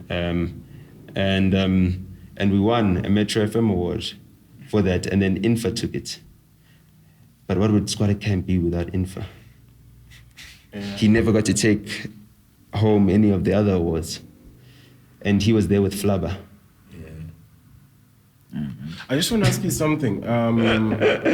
And we were with Slick. And we were late. Yo. Scream at him, scream at him. And they got to the awards before us. And that award never got to the Bada Bing office. It ended up with Infa. But that was fine. He's not giving it back. And Flubber got to say the speech as well. So that was fine. Because That's you know, Squatter Camp. what would Squatter Camp be without those two? Buza. Were you around Bada Bing when they were doing that whole Sprite hip hop tour? No, that's where I With met them. Sprite. That's where I met them. Oh yeah. That's where I met them. So I was in a taxi, driving past Museum Africa, right to Bree, and then I see Questa at the time, or Quest. That's what he called himself. Big-headed, skinny nigga standing on the stage. I'm like, a big-headed, skinny nigga, and he's already on the stage. I maybe I should be here. What's going on here? Yeah. And I saw there was a Sprite people. So I got off the taxi, and then that's where I met Slick. I met Slick. I was like, yo, I make beats. Come on, put me on with the beat game. And then he gave me the office number for Bada Bing. He's like, yo, call the office, and then I'll send you my email, and then you can send me a beat. So I was like, this motherfucker, I make beats, motherfucker. Like, I'm writing songs that are one day gonna be sung by Danny Kaye, motherfucker. He just hasn't got them yet. but I make beats, motherfucker. You know what I mean? Yeah. And I'm gonna change Danny Kaye's career. Like, he doesn't understand R&B. You value Danny Kaye at that point in time, I was like, this guy needs me to write his songs. Okay. I was watching that. I was watching what Creative Kingdom was the one. Yeah. Sipho Stole and Sipho Dlamini and Chris Galakis, right? Yeah. They were working in London at Universal. They were working in Universal in London, and this was their side hustle. So they were using their international plug from London, and that's how Electro Mode ended up getting a direct deal with Apple and being able to be the first company to independently distribute and put your music on iTunes in South Africa. And that's how they got that market share before this acquisition by Ingress. Yeah. You understand? And that's how they, leveraged. They had a direct deal with Apple. You know what I mean? And that was off of them working at Universal in London at the time. And this Creative Kingdom was their little hustle, and their whole dream was like they were going to make a South African star blow up globally. And then they split up and decided to do it separately. And then Sipho eventually tried to achieve it with Nasty C. I was about to say that. And Chris Galakis is trying to achieve it now with whatever he's got, which is the entire Amapiano movement. Which do you think is going to break first? I mean, Nasty C has already failed. Failed. Yeah, in terms of breaking internationally. But while we're here on Nasty C, man, let's just get into it. No. I'm just saying. He's like, you get all that, cool. That's all good and dandy. You said some things about us, man. And you what? Like, you said we're Nasty C dick riders. What was that about? It's because you guys have bought into the show that's been presented to you guys, and I don't blame you because you're casual observers, and that's the first thing. No. Now we're not gonna let pass Nota. No. Okay. And I'll tell you why. I'll evidence it. And I said, you don't understand certain things because you're watching from a TV. I observed it. Again, that's no. I'm talking about in terms of in the inside of SA Hip Hop Incorporated. I'm saying again, in terms of the inside, how can you? Because I started SA Hip Hop Incorporated. You say you're starting. I have not given you the privileged access. I have chosen host that incorporation. That corporation. I mean, it's very big. It's a very big organization. It's very big. I can't watch all the dark corners that it turned into. I started as a janitor. I came in like that. Welcome. Okay, now that you're here, let's listen to these. Now that you're at the corner office, because I'll tell you something about all those guys. You know what I mean? I mentioned the Sipho Dlaminis, the Sipho Stories, and everything else. No, but you must finish this one. I want to finish this one. Wait, I want to finish this one. But at the end of the day, you need to understand that as it stands, and for as long as I still desire, I am the youngest. Yeah. While being headhunted at the age of 28, and the first black director at a major record company. Is it a record company or is it a distributing company? I need you to. No, I'm the first at Sony. Yeah. The first black director, but I'm the youngest director. What is that is blacked? He was the general manager. He didn't get directorship. No black man has. Yeah. Damn, that's until dope. me. So. What were you the director of? I have to ask. I'm a director at the Orchard. No, not the Orchard. I'm talking about Sony, from Sony's perspective. No, the Orchard is owned by Sony. Okay. That's what I'm saying, because it's owned by Sony, but it is a distribution company. Either way, my directorship is at Sony. He's not buying it. You don't need to buy it, but that's no. Let me tell you something. No, this is the thing. You don't know the facts. That's the thing. You don't even. But that's what he's asking for. That's what I'm asking for. I told you earlier when I walked in. I said I get a discount. Yeah. I know that. At Apple. Wait. And I told you that there's no Apple in South Africa. Yes. So only where could I have bought this phone except for Fifth Avenue? But those are Apple resellers. iStore. It's not a reseller. That's a reseller. You buy from a reseller. This comes from the Fifth Avenue Apple Store in New York. You understand? Yeah. No. Actually, no. I'm lying. Actually, no. I bought my AirPods at 5th Avenue. I bought this at Soho. In Soho. Anyway. Shout out to Soho. Soho boys are worldwide. You know, we love Soho, yo. Soho. We're coming back, yo. Yeah, I bought it in South Holborn in New York. But Nota, what do you classify the orchard as? That's what I'm saying. It is its own entity, right? Correct. But it is owned wholly by Sony, and it is we've got one Sony, the corporation. The offices are at Sony. Yeah, no, the offices are at Sony. It says Sony Music Group. I get you. And Orchard is part of Sony Music Group, so is Sony Music Entertainment Africa. I get you. So you understand? So that is it. That is our parent. That is why I get the employee number, dog. That's what matters at the end of the day. Where's the employee number? That's what matters at the end. My employee number is there. But you guys see what I'm saying? That it's kind of an It's not complicated. oversimplification. It's not complicated. It's not an oversimplification. It is. No, it's not, because at the end of the day, the entity. Because if I say what the legal entity what department, that I'm contracted with. What department at Sony are you the director of? The Orchard. But that's not a department. It is. What? It is a part of it. It is. It's a. I get what Gabi. You get what he's saying, but it doesn't work like that in the music business, though. Okay, At cool. the end of the day, Mark Pitts is a president at Sony. Okay. Even though he's the president of RCA. You understand what I'm saying? Okay. That's how it works in this record business, dog. That's how it works. You understand? Sony is part of all of those. There's different imprints. There's different labels under. Where is the employee number? Where's the employee number? His employee number is. When you get to Apple and Soho, what do you put there? You put RCA, or you put Sony. You put Sony. You put Sony. These guys. I want a DJ Fresh. No. I understand. And it's good that you're testing it like that, because your viewers are going to ask that. But I'm explaining to you guys That's how things Yeah, actually work. yeah, very and that's true. how it actually works. Yeah. You know what I mean? And you won't get anyone at my level, at directorship level, explaining such shit to Or you. sitting down like this. Yeah. Obviously, Depending on who come you are. on, you were at my birthday dinner. Yeah. You know what I mean? So like, Nepoty. it's about social capital. You understand? You were there with my dad, Yeah. my sister, you saw my whole clan, my brother was there. You know what I mean? Everyone that's close to me was there. Like everyone that's close to me was there. Man, we're digressing. Nasty C, Dick Riders. At what point?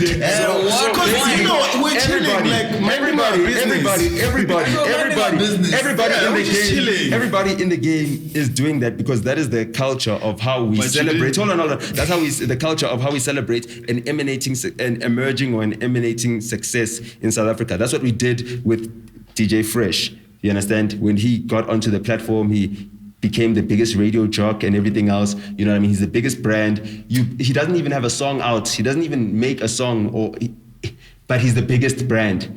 At the show, at the end of the day, he's the biggest brand, because it doesn't matter whether Scomplas or Josie or Squatter Camp is performing, DJ Fresh is getting paid the most. Yeah. You understand what I'm saying? And at the end of the day, that check is coming from that festival that has all those artists there. You know what I mean? It doesn't matter whether this guy has got Jay Kayembe choreographing his whole entire thing. It doesn't matter whether... Shout out Jay Kayembe with the dances. You know what I'm saying? It doesn't matter that the stage production is designed by him. At the end of the day, the money comes from a certain company. You know what I mean? And that's where the social capital comes in. Yeah. You know what I mean? And that's where, the love for the culture comes in. This is true.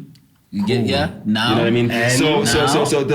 the love for the culture is completely disassociated with what the business is, because what the business is what you see on TV. And what you see on TV, the presentation is what's being sold to you is that this is an emerging success that is breaking in America. And that is false. And that is a narrative that can be easily broken through if you just observe the facts. And if you don't observe the facts and you also project what the propaganda is telling you, for me, that is dick riding, because you have not done the journalistic integrity job of doing your own investigation into whether is this thing actually popping in the States? Is this thing actually breaking internationally? No. You understand what I'm saying? No. Is this presentation that we're being sold actually true? Because now you've come onto a podcast and you project all these things that you're being sold and you're being brainwashed into. You understand? That's what I want to get into. Now, At what point? I have spoken about Nasty. I've spoken about him at length, so I understand why you asked me about him. We're not asking about no. I understand why you're asking me about him. Yeah. As soon as I watch you in a Zuchi interview for 20 minutes talk about Nasty C. Number one, it was not 20 minutes. It was not 20 Nota. minutes. And also, if you understood what that part of the show was, we could have done I that don't with care. anybody else. I don't care. We do that with I don't care. everyone. No. Everybody. Except Nota, because the beginning we didn't do that to you because we do. It's destructive because let me tell you why. I'll tell you why it's destructive. Why didn't you say anything about Ginger Trill? No, wait. We spoke about Ginger as well. We spoke about it more. You did. And I like you say with Ginger I like that you speak about Ginger Trill because Ginger Trill is not someone who is now presented as someone who's a breaking or an emanating or emerging success. No. It's got different. It's like, why don't we mention Drake and his example? But so this was for you. As soon as Nota. you put, hold on, as soon as you put Nasty C in the conversation, what you do is that you promote Nasty C. That's all you do. And we're not promoting Ginger. So you're not promoting Ginger. When you promote Ginger, you promote a guy who needs promotion. So why didn't you say anything You about understand what I'm him? saying? And wait, at the end of the day, the viewer knows that Nasty C is greater than Zuchi when they watch that. When they watch that, they so that even if they might be a fan of Zuchi after watching this, right? Yeah. What they know is that Nasty is at a higher level because and Zuchi doesn't need that. Okay. And that is the danger of not knowing the ramifications, right, So- of speaking on something. Now you got a public platform, and this public platform is able to radicalize people. It took 6 months Nota. for Donald Trump to get people to storm the Capitol, and have a guy sitting at Nancy Pelosi's desk, the Speaker of the House. Nota. No. I understand that. It took 6 months. I understand. I Do you understand what you're saying. understand the power? I understand the power Of this of thing. what you guys are doing here. This thing. We understand it. We understand it. You can fuck up the thing that I started with what you say. Good Lord. And as the guy who sits at the corner office, right? Yeah. For me, You can't have that. I can't have that. But now, And why just in the same way, just in the same way, just in the same way, just in the same way, when Zuchi, right, goes at Casper on the timeline, and then I have a debate with him in the comments, and then he posts something as inflammatory as, yo, go manage some artist, as if I'm some artist manager instead of a record label boss. You know what I mean? And like, the first black director at Sony and like Sharp. I'm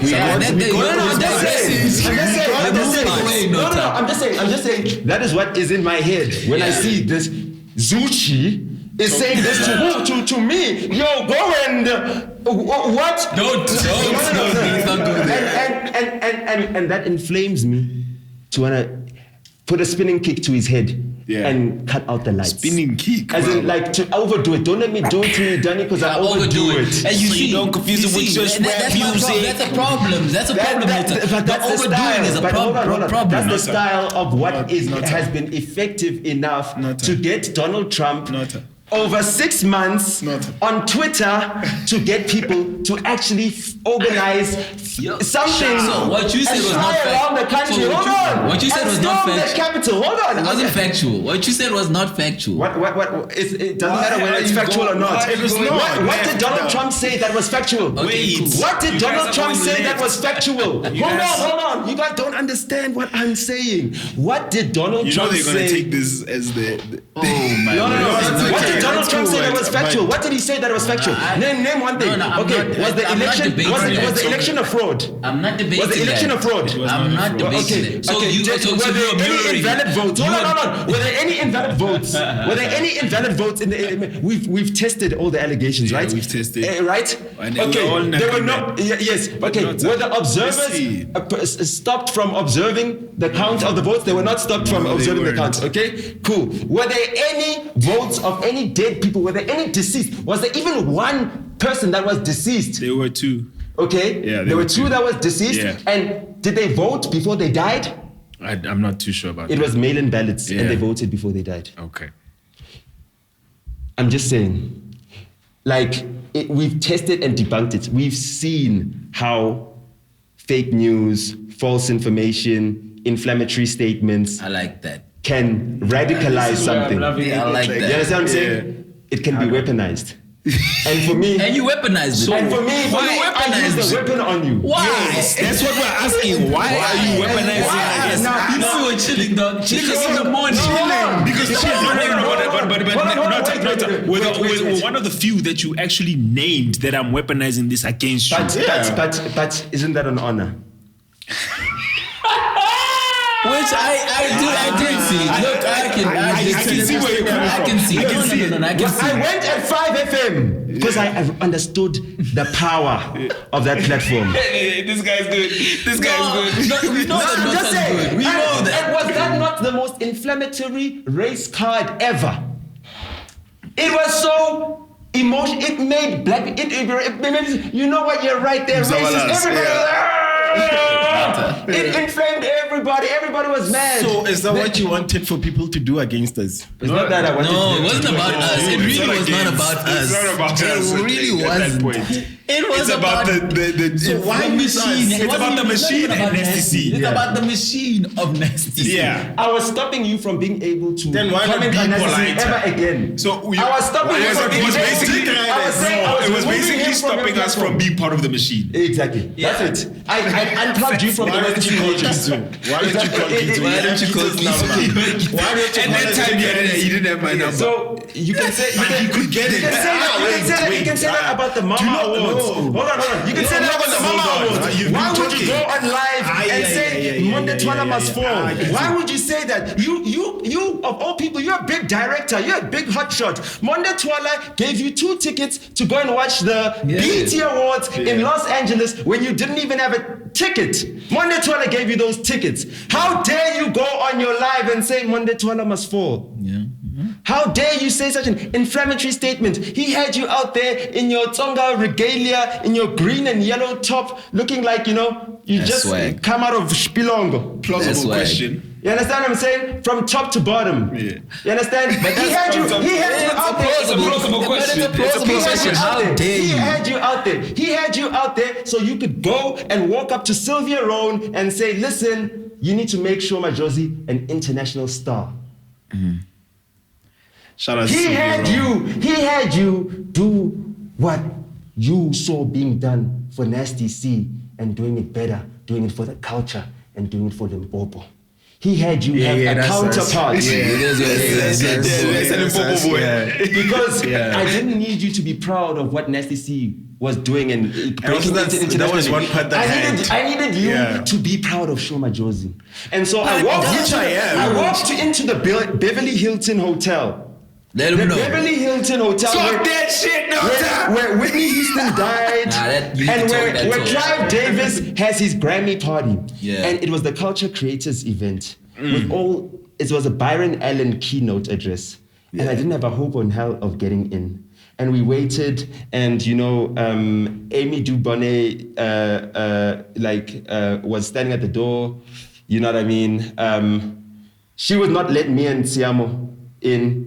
And we were trying to get in. Shout out to you. We waited Make a up break. until the end, and guess what happened right at the end? Tuma Basa, the head of Shout out urban to Tuma. music Shout out at to Tuma. YouTube, works right under Leo Cohen, right?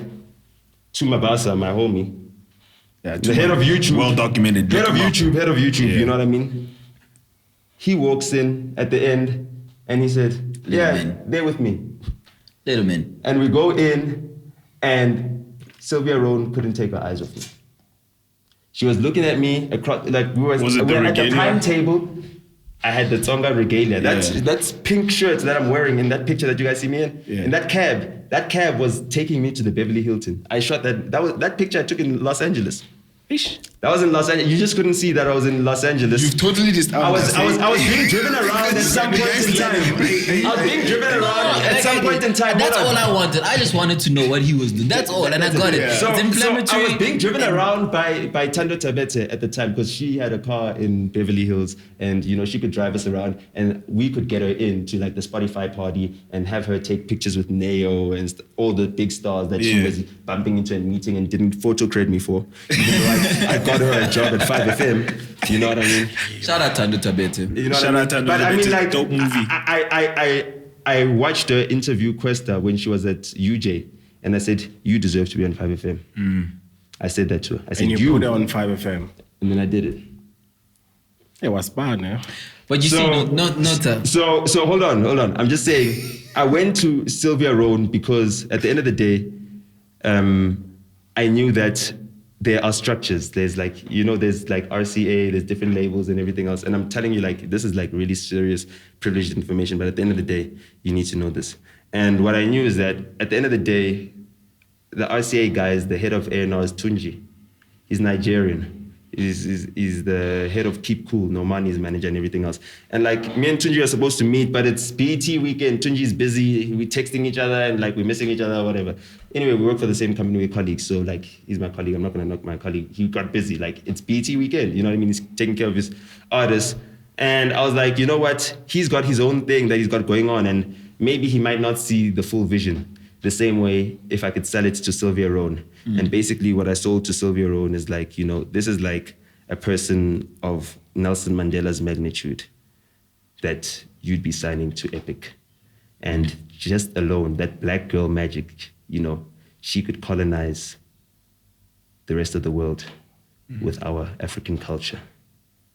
And she is the talent that Sylvia Roan needs to have. So cool. I signed to Sylvia Roan. Sylvia Roan is sold clean, but the deal is actually for RCA. RCA wanted a star from South Africa, and the big act, the best-selling hip hop act, who is at the imprint RCA via the label that I'm the head of is Questa. And then I've got a choice to make. I'm like, if after You doing said the biggest act? The what? at Sony in South Africa, the best-selling hip-hop album. Yeah. He's selling better Hip-hop than album. AKA. Yeah, even he's selling better than AKA within Sony. I mean, AKA didn't do the cartoon numbers. You know what I mean? It took years for levels to reach 300. And also, I'd like to make a correction there because they made a little accident, but I needed the right platform to speak about it. It's not yet diamond. Yes, it is like it sold 300,000 copies, but because when the album was released in 2014, platinum was 40,000, not 30,000. Yeah. And therefore it needs to get to 400,000 copies sold to actually reach diamond. Yeah, to be diamond. But he's So- still the highest selling hip hop act, apparently. Yeah, he is. He is. Come on, the singles, all like he saw. Come on, only Dakar 2 did those numbers. Just one album. You need to understand that. Only Dakar 2 did those numbers. Yes, the subsequent singles after Dakar 2 also smashed the records. But AKA has been selling since Alter Ego, since Neville's. He's done Touch My Blood, which also sold he sold many more albums that have sold platinum than just Dakar 2. Where does Casper So- rank in all of this? Because he goes platinum. he goes gold. He went gold with Tuto. You know what I mean? Sulufelo was platinum, double platinum. Double platinum. Okay. You know what I I mean? guess it's longevity of a. And the other ones didn't Sulufelo do got for anything. free. The other ones didn't even. No, the other ones went Sulufelo platinum. got Those for were free. free. Refilio was for free, Oh, and then no one bought it. yeah. So it didn't go platinum. Yeah. Like he gave away the music. He devalued the music. And so we even missed the hits that Malume, and it was because the Dome was bigger, the story, than the album itself.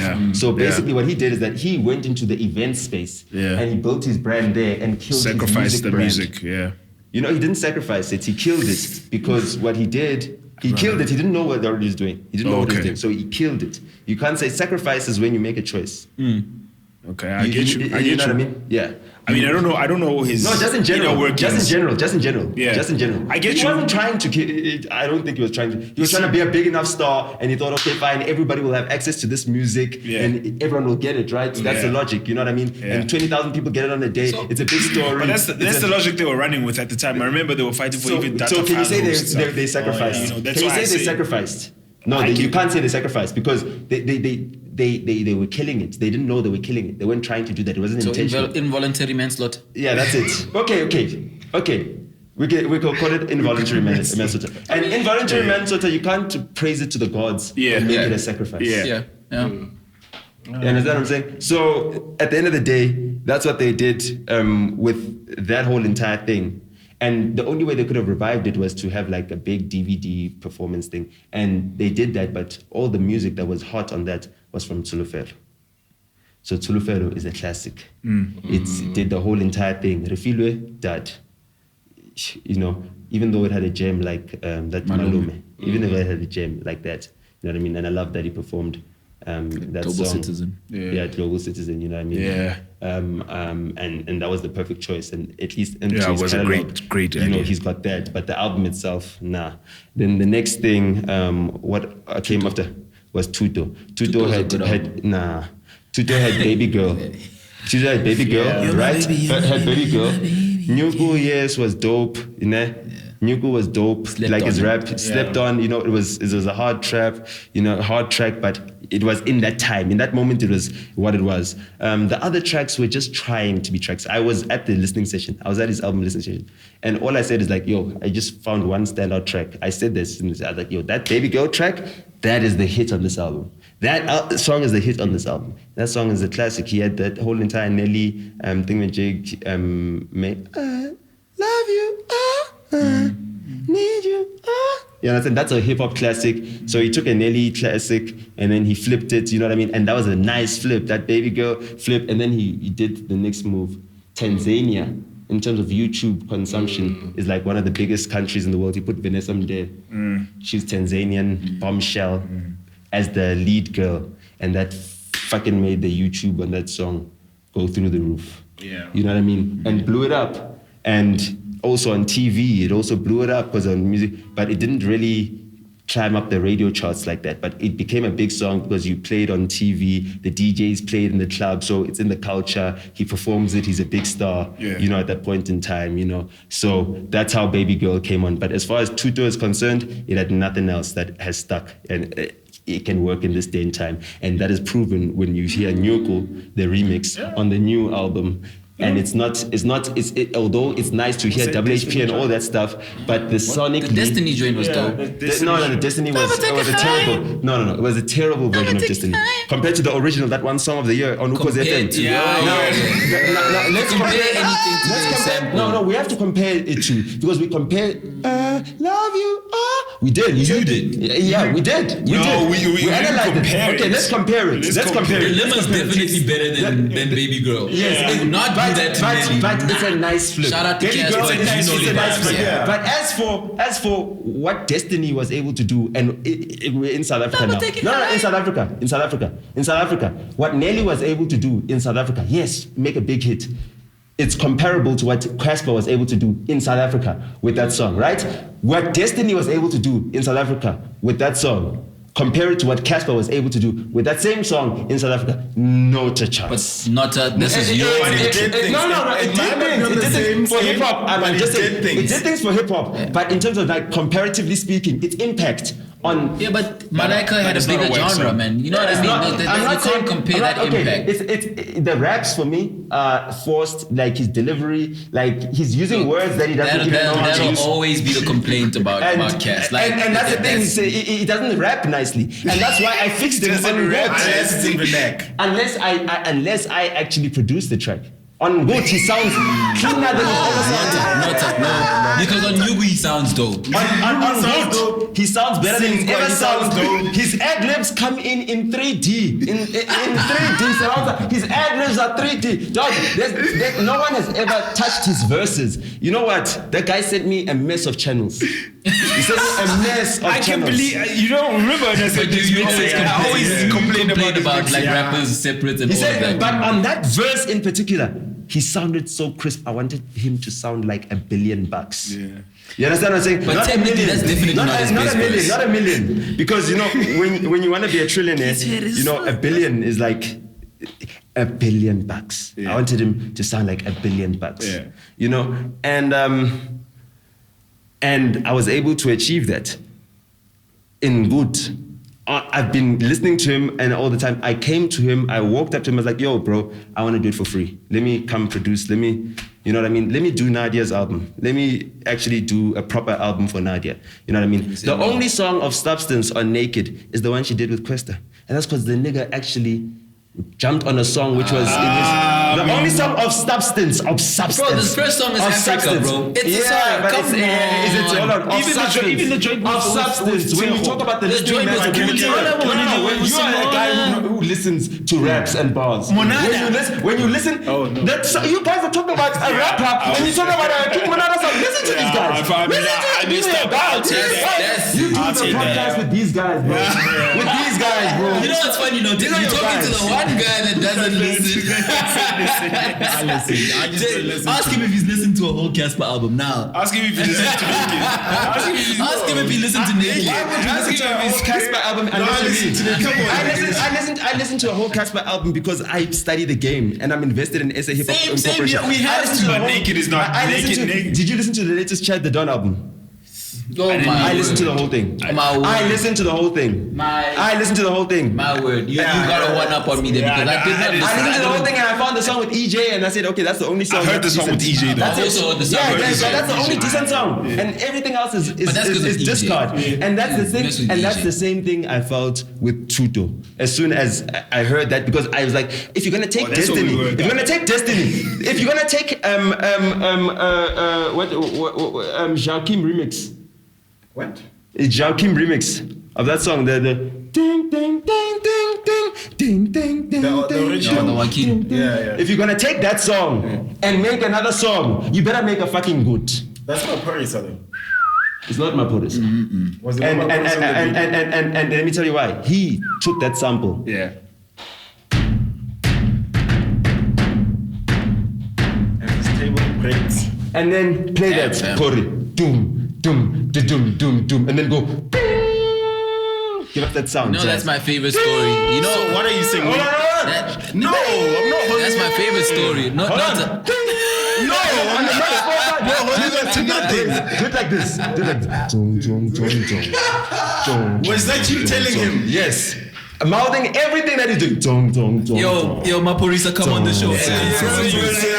Maporisa, come on the show and confirm this. Yeah, come here. Maporisa must confirm. And that's why I was able to take the same drum pattern and say, Makwa, you can have this drum pattern for Spirit. It's the same fucking drum pattern. Do you think that now we could take that, if it was Maporisa's sound, it could go from Good to Spirit? So why did it take you a year to find the 45 BPM? Yeah. It's my sound. I went to this nigga and I said, let's make this. 45 I came BPM. with that sound. It's 45 RPM. You said BPM. I did say BPM. Now you need to everybody correct. says BPM. And then Robin Cole says it's 45 RPM. But I'm like, but everybody says 45 BPM, dog. Everybody says 45. But it's 45 RPM. And I'm like, okay, fine. I was It's talking 45 to a homie and RPM. he's like, that's not BPM. It's RPM.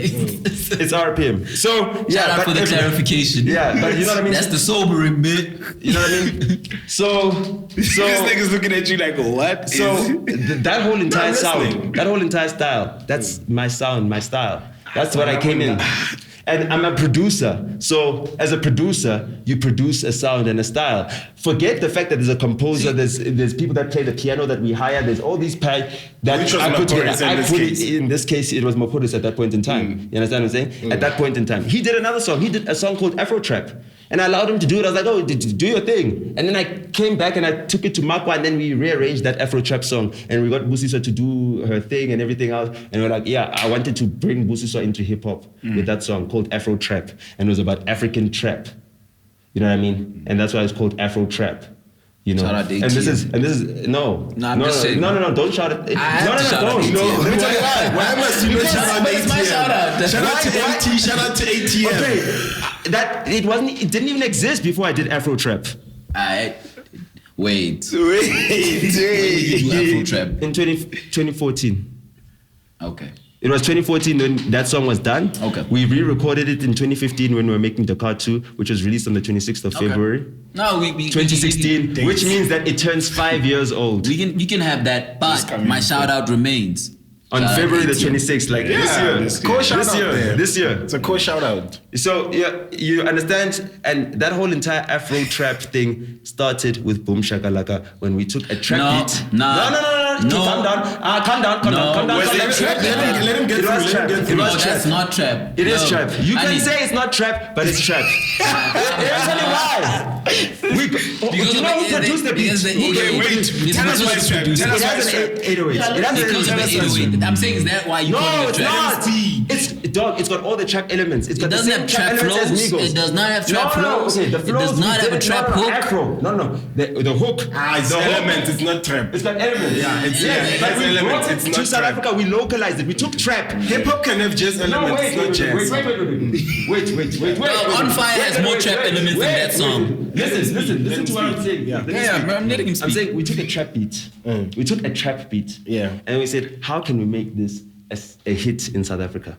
For a person who's never listened to trap, who doesn't listen to T.I. or any of that shit. We took a trap beat from a guy, Clay Bullard, in Atlanta, who's done tracks for Rick Ross and all that shit. We bought the beat from him. We used that beat. We took this beat. We did that. We did that. Yeah. We did that. That's a fact. We took a trap beat and we bought it from the source. And we brought it to South Africa. No one had done that before on a trap beat. You understand what I'm saying? With someone who had tracks that have debuted on Billboard and shit like that. Wait. We brought it here, and then the first thing I thought to myself when I wrote that hook was that this needs to make sense to a guy, Kokas. Yeah. Even though it's got to have a sense. Did you write the whole hook? The entire hook, yes. So, not a word was not written by me. Yeah, that's what I'm saying. Yeah, I'm just saying. So that's the thing, is that as long as I got the hooks, we're good.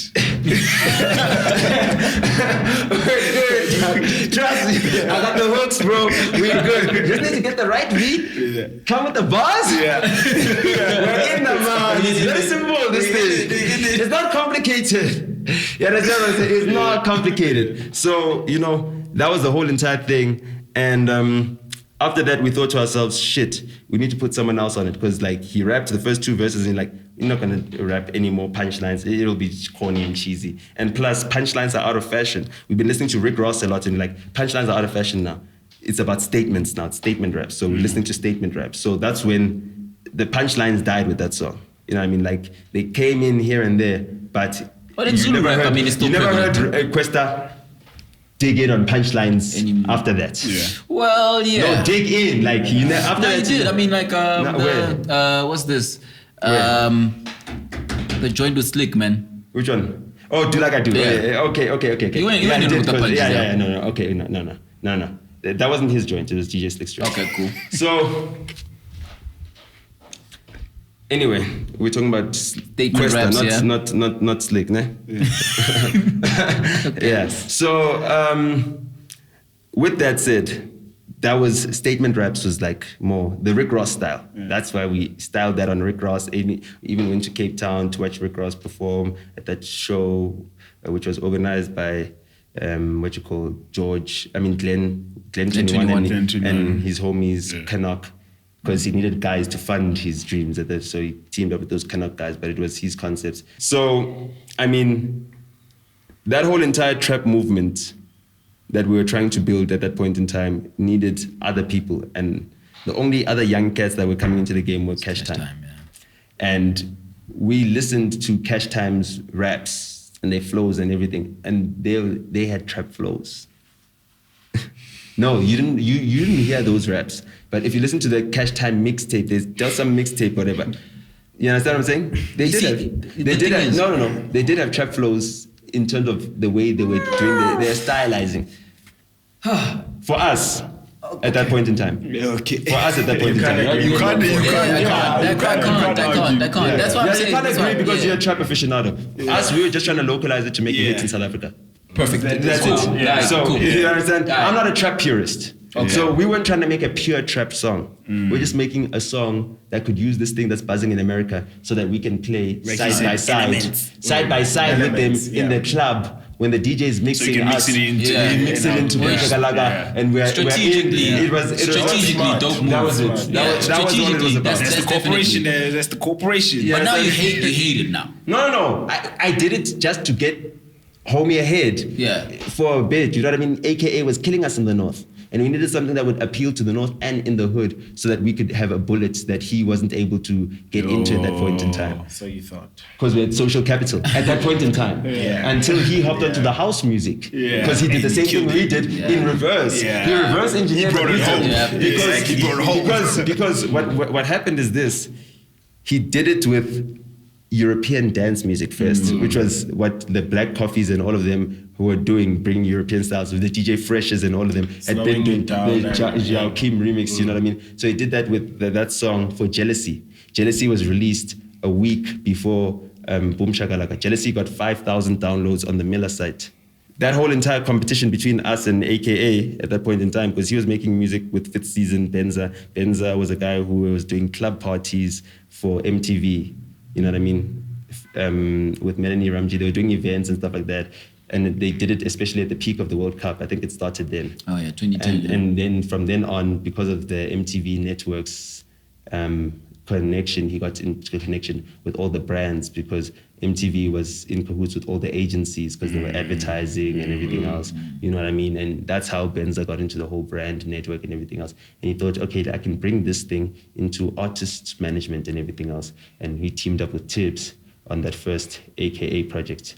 You know what I mean? Nice. And ended up bankrolling it and then ended up squeezing Tibbs out of it altogether and took Keenan.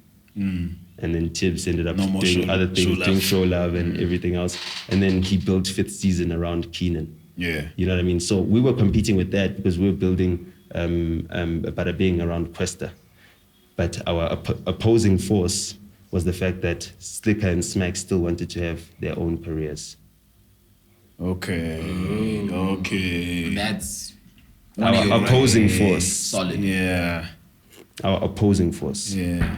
Was that we'd done all this work to build this Questa thing, and then when it's time to blow it up, we need to put on the brakes and do something for Sugar Smacks, and then do Slick. something for Slicker and everything else. Even to the point of I had to force to get this Questa album to be released before Slicker could finish Ventilation Volume 3. That was the whole entire thing.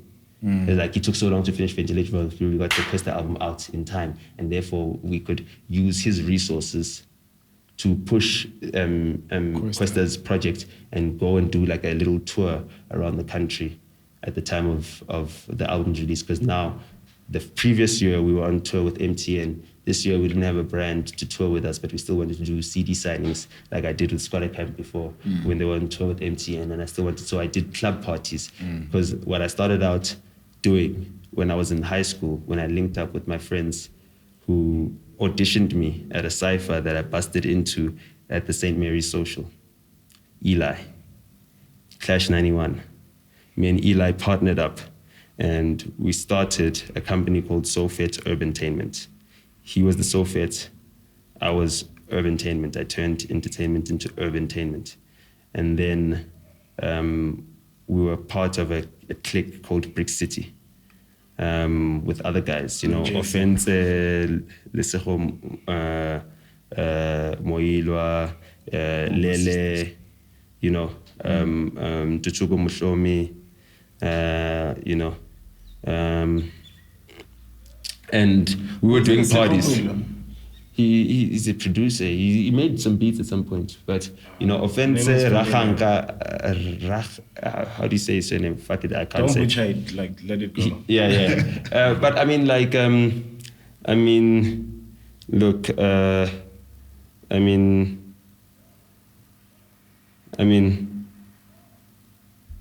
yeah, like we were some privileged North kids who were able to do parties in clubs. We were able to hire clubs. And at the time, we were competing with Show Love as kids. We were competing with .com or .3 Entertainment. About J Music, who, Jay Kayembe also knows very well.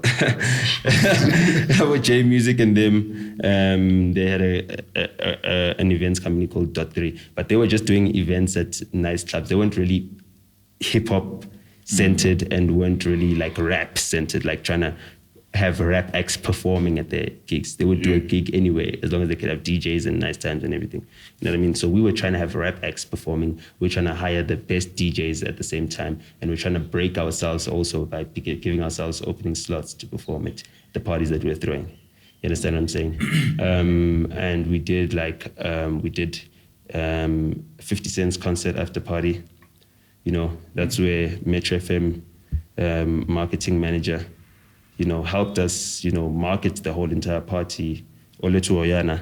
And then after that, he had bodyguards that came to the door and snatched the cash and went to go to either the Nedbank Golf or the Summers, something that was happening in Sun City that weekend, that the 50 Cent, after the 50 Cent concert, and took our money and hustled us. And that mistrust, that betrayal and everything, you know what I mean? And that was like the first loss. And then now I owed club owners money. Mafia guys, you know what I mean? This is before the Alessios and the Stefans and, you know what I mean? Well, Stefan was still Moloko. He hadn't entered there, but it was some other French dudes that came in that gave him that business to get into. But before then, these were the guys that ran things. There's a Black Orchid, you know what I mean? Imagine in debt with Black Orchid. So I needed to call on somebody to bail me out. I'm like, I'm in debt, club owners want me, you know what I mean? The only person that I knew who could get you out of such big trouble was a guy I interned for at some point, and his name was Lance Stir. Lance Stir at that point in time was losing his mind. He's like, fucking hell, I don't understand, Liz and Bongani and them, they've got all these other guys, Blitz Gang, and they are just making this American stuff, and it's never gonna blow or whatever, because I just remember Lance A&R Josie, and Josie was about taking traditional, mixing it with trap, crunk at the time, and then making Motherland crunk. That's the whole Motherland crowd. That's what Lance is doing. Yeah. So that's what he had them on. You know what I mean? And he's like, this is working. We're touring the world. We're doing everything. You know what I mean? We're rocking shows. And now LES wants to do this American thing. So I just said they must do it as a solo project and whatever. So when I interned at Get It Off the first time, you know what I mean, earlier, what I did is that I submitted Ishmael's album for the inaugural Crown Gospel Awards, and he won with "I feel like it, I'm a singer." No, man, really? Wasn't that a long time ago? That's Yizo days. Yeah, he wasn't. Yizo. This is back in the day. But it was season 1. I feel like it, dog. I don't know when he came out, but he dropped an album after that. He dropped a gospel album after that. Yeah. He dropped a gospel album. Yeah. He took what he had done with that hit single and he turned it into a gospel album. Now, you understand, he became that guy. You understand? He dropped a gospel album. And that was the album that we entered at the Crown Gospel Awards. And it won. So Lance, hey, you know what I mean? And we submitted. And these awards, that was the inaugural ones. So we never knew that they'd blow up to be this behemoth that they are now. Yeah. Now it's blood. Yeah. You know what I mean? Over those Crown Gospel Awards, every year is you know what I mean? It's they're bigger than the Psalms to that community, you know.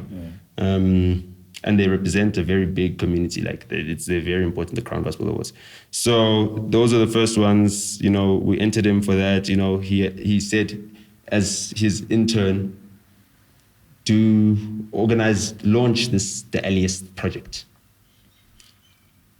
I sat there with Elias, you know, went to meetings with them. Their manager at the time was Max, the number one hustler. You know, the guy who, you know, did West Rand Comes Alive festival at some point in time. You know, so Max, the number one hustler, was the road manager, and he was like just kicking game, just trying to teach me this whole entire business and everything else. And so I organized his whole album launch at Black Orchard. You know, we had a poster, a whole entire banner, like a stretch banner, like, you know, there was a red carpet entrance. The red carpet belonged to Mia Dale, my aunt. Oh. My aunt from Mia Dale, because she's got the catering supply company. Yeah, and she also does catering. Yeah. Apart from the nursing that she was doing, she had a business on the side that did catering and stuff like that. My aunt's, you know, red carpets, you know what I mean? Spencer's mom. Yeah, Spencer's mom. Yeah. And so, you know, when motherfuckers burnt their cigarettes on that shit, man. You understand? You understand? I had to go to my dad's big sister and explain why she gotta clean these cigarette marks of her, you know, her red carpets and stuff like that, and her stanchions. She had stanchions and all that stuff, you know what I mean? Because we wanted that whole entire... Clubs didn't usually have that thing. Black Orchard didn't even have stanchions. I had to provide my own, you know what I mean? So Lance let me do that, all of that stuff, and all of that helped me get out of the debt that I owed Black Orchard. And that's how we launched Fresh to Death. I even did PR for it. I did radio interviews and everything else, you know. That's why I've got this picture where I'm standing there at YFM against the wall on the DJ Smooth Breakfast Show, about to have Elias do his interview and promote, you know, the launch of his album and this whole entire American style that our Nasty C were able to capitalize off, that our AKA were able to capitalize off. Like Nasty C. No. I'm just saying that I gave them, I gave them that lane. I made that lane. You know what I mean? Obviously, Les brought the music. He had the right music. We on Fire was a smash. That's why I knew from the first time I heard it that this song cannot belong to Muggs. Oh, did you? Because it was Muggs' song. At the end of the day, when I'm sitting with Lance, and I sit with Lance. Yeah. So you're the one that told Lance. I'm just saying. Are you saying you told Lance? I'm just saying. If we're gonna launch this thing and it's actually gonna be a success, it has to go to it has to go to this guy. We're launching an album. Whose album are we launching? Are we launching Muggs' album? No, we're not. We're launching Muggs' album. Yeah. This is the biggest hit that there is. We're launching Elias' album. This song is a hit. Yeah. This is it. This is it, bro. I can see this tippy toe shit. So what can happen to Muggs? Make an album for him as well. Was Max ever signed to Ghetto Rap? Yeah. He did that first album. He did that album. I remember that with the red cover. Was it Breaking or something? Breakout. The Breakout. Yeah. The Breakout. Because he did the mixtape Sorry for the Longest. And come on, that was Fussy Records. It was come on. Come on. Yeah. He you know, come on, man. He had to make another one. No, make another one, dog. You played it. No, listen, at the end of the day, that's how the business boils down. Which one had the building in Elema? Was it Lifka or was it Muggs? All of those songs were Muggs' songs. Muggs was a killer. Muggs was a killer, dog. That's when Les had that line, that funny line. You know I got channels. But the thing is this. Like I'm a decoder. Listen. If Muggs had come out first, Les's career would have never taken off. And that's the But thing. you didn't let him. So Muggs could have been a different Muggs right now. Muggs still stood a chance to go at it again and still have a career afterwards. But if Muggs had come out first, Elias would have never blown up, ever. He would have never been able to leave the group and start a solo career. Also, Muggs is there. Muggs had that potential. We believed more in Muggs' ability. That we believe that you can make another hit. You can make another. At the end of the day, that's because that's the optimism, and that's how it wasn't the intention that to break Elias was to kill Muggs' career at that point in time. That wasn't the intention. Just like it wasn't the intention that to do the Dome was to kill the music. Okay, it wasn't a sacrifice. It wasn't a sacrifice. It involuntary It was just. I think Deleuze would have survived then. That's what you think, but we'll never know. We'll never know. Yeah. You know what I mean? I agree with you, though. wasn't able to do another one. We know that he hasn't been able to. I think he had opportunities to. He had many opportunities. Yeah, He also I had the think he had cash time opportunity opportunities. and everything else, and he just never ever delivered the goods. But the cash good time enough. one, it's also tricky. No, I understand. That was We'll short, get into man. that. We'll get into that. But I mean, like, I can't be overly critical of the cash time situation without acknowledging that I learned that situation does not work at squatter camp. You see, you're critical of these movements, a lot of them. Like you've broken down the squatter camp run, right? You also Because I had- understand that the next generation needs to learn from these mistakes. I understand that. And if I don't point out these mistakes, the next generation doesn't learn. Yeah. For me, those guys, their thing it's done for. Yeah, but- no, it's done for. All it is a lesson. For them, it's their careers and it's precious.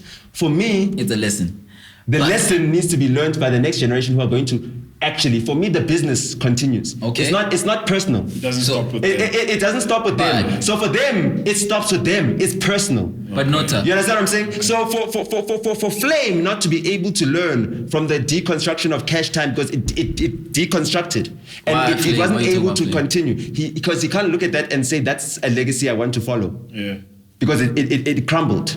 You can't look at Bada Bing and say that's a legacy I want to follow because it crumbled. You can't look at Squatter Camp and say that's a legacy I want to follow because it crumbled. And therefore, what do you look at? You look at what is abroad, overseas. And that's why these kids are looking overseas because they don't have actual, a proper example that is something that they want to aspire to. You understand what I'm saying? They don't have that. And that's why we lose the direction and we lose the identity of hip hop. no. Because these people This is an extreme sport. believe that these people believe that See, now this is an extreme sport now. yeah, You're running out of time, bro. yeah, I'm running out of You're running time. out of time, and we've got so much ground to cover. Because We need a part two, bro. He's just been talking We like need a this part whole two. time. Because Nota, when you say like this is going to be twofold, it's going to be Yeah. long-winded. But when you say personal, right? Yeah. This has to do, I feel, with obviously the manner in which you put the lesson out. Yeah. Right? It sometimes feels like an attack, and then when personal attack. when it feels like an attack, then people lose out on the lesson because like now you've broken down the squatter camp thing, which we but didn't know. we Like, deal get with it cult. now. We get We it deal now. with cult enigma now. So it's the personality that is the thing that people look at now. They look at the Trump. They don't look at the issues. But are They they don't learning look the at lesson the from the policies. Trump? Hold on. They don't look at the policies. They look at the Zuma. They defend the Zuma. They don't look at what he's actually doing. You understand? It's also we're dealing with cult of personality. Yeah. And the only way to deconstruct the cult of personality is to show cracks in the personality. But when you show the the only crack- way, you don't have to kill a god. Yeah. You just need to make him bleed. And people will cease to believe in him. 300. Very true, 300. But And that's now- all it is. It's a spear, Yo, a scrape. I just want to let you know. But if you're we a ran out god- of time on the cameras, so this is just audio left now. Oh, damn it. Oh my God. That's how long. We still got the audio going, so We still got the yeah. audio, but I don't have time. I gotta Yeah, do you my gotta show. go. You I gotta gotta do go. my show. I got a live show. Yeah, that I so gotta now do. you don't even have to, you can't even sign out properly. So now it's just gonna run. We still have to do a proper sign out. And there's No, so that's much. the thing. That's the part two. That's the part two. Trust me. Is this your thing? Like, how two parts your thing? That's also another thing I wanted to ask. Is that your thing? That's my thing. Like when I put together Dakar, I knew that part two was gonna come out. Oh my god, guys. Every interview's got two parts. Yeah, we need a part two, bro. Yeah. We need. Ah, Yeah, man. let's do a part two, man. No, and this man. time you will listen to us ask you the questions. And also, guys, if you're listening, the person who can tell us the amount of times Nota has said wait, you'll win a mug and a mask. Yeah. Yeah. From the Super. definitely. Yeah. Can you tell us how many times Nota has said wait? So at this You point, will win. Kito, you're just The gonna first put a one. graphic here now. We're just gonna put a graphic. Yeah, and 'cause put it still has to the run audio's with gonna you. go. Yeah, the the video audio's has gonna to go. go. We're gonna put a Thanks graphic. for having me. Yo. You know, I gotta go and do the Nota show. Last one. You know, which is something that is gonna be on TV soon. Which I station? know that you guys didn't believe that Younger Chief was gonna be. No. Also wrong. That's also wrong. That's another one. That's another one. You must hold He it said he had down. the best. he had the best project out. You didn't believe that. You Did you watch your interview? No, you didn't believe. You didn't. I watched you guys, and you said, "Okay, we'll see." You know what I mean? No. So you didn't. But we'll see. You guys We didn't have to say we'll see. definitely. We have to. You might have to. But he did. We have to. And he did. And we acknowledge that. We definitely acknowledge that. loved it. And it was before the project came out. It was before the But he said, I know, but he said that he did. But we hadn't listened to it. It's Younger Chief, bro. He was with that's me not at fair. Bada Bing. No, He was bro. with me You at see, Bada listen, Camp. and we're also not taking that into account. Because listen to the statements that have been said on the Sobering. If you guys Listen, understand Nota, what you've you understand learned, that Ginger what you've learned about the Trill has history. once said he's going to be Jay-Z. Who Ginger. yeah. And we also had to say, fam, that remains Never. to be seen. You say never. You're never going to be an American. We can't. You're in South Africa. You're from Potchefstroom. You're That's from what I say. Potchefstroom. Okay, cool. Potchefstroom is an academic town. This town was built to And be shout a out- and university shout out to Ginger, to man. teach the Burkis to farm. Okay? Hold on. No, that's it. It was to teach them agriculture. do your show. That's the reason of Potchefstroom. Yeah. Now, you don't even have any of that history in there. It's not about that. You That was guys, to- you it's guys because- as black people were there to work for the people that work for academics. That's what Potchefstroom is about about. what we're saying. You What we're never learn anything about Potchefstroom listening to Ginger Trill.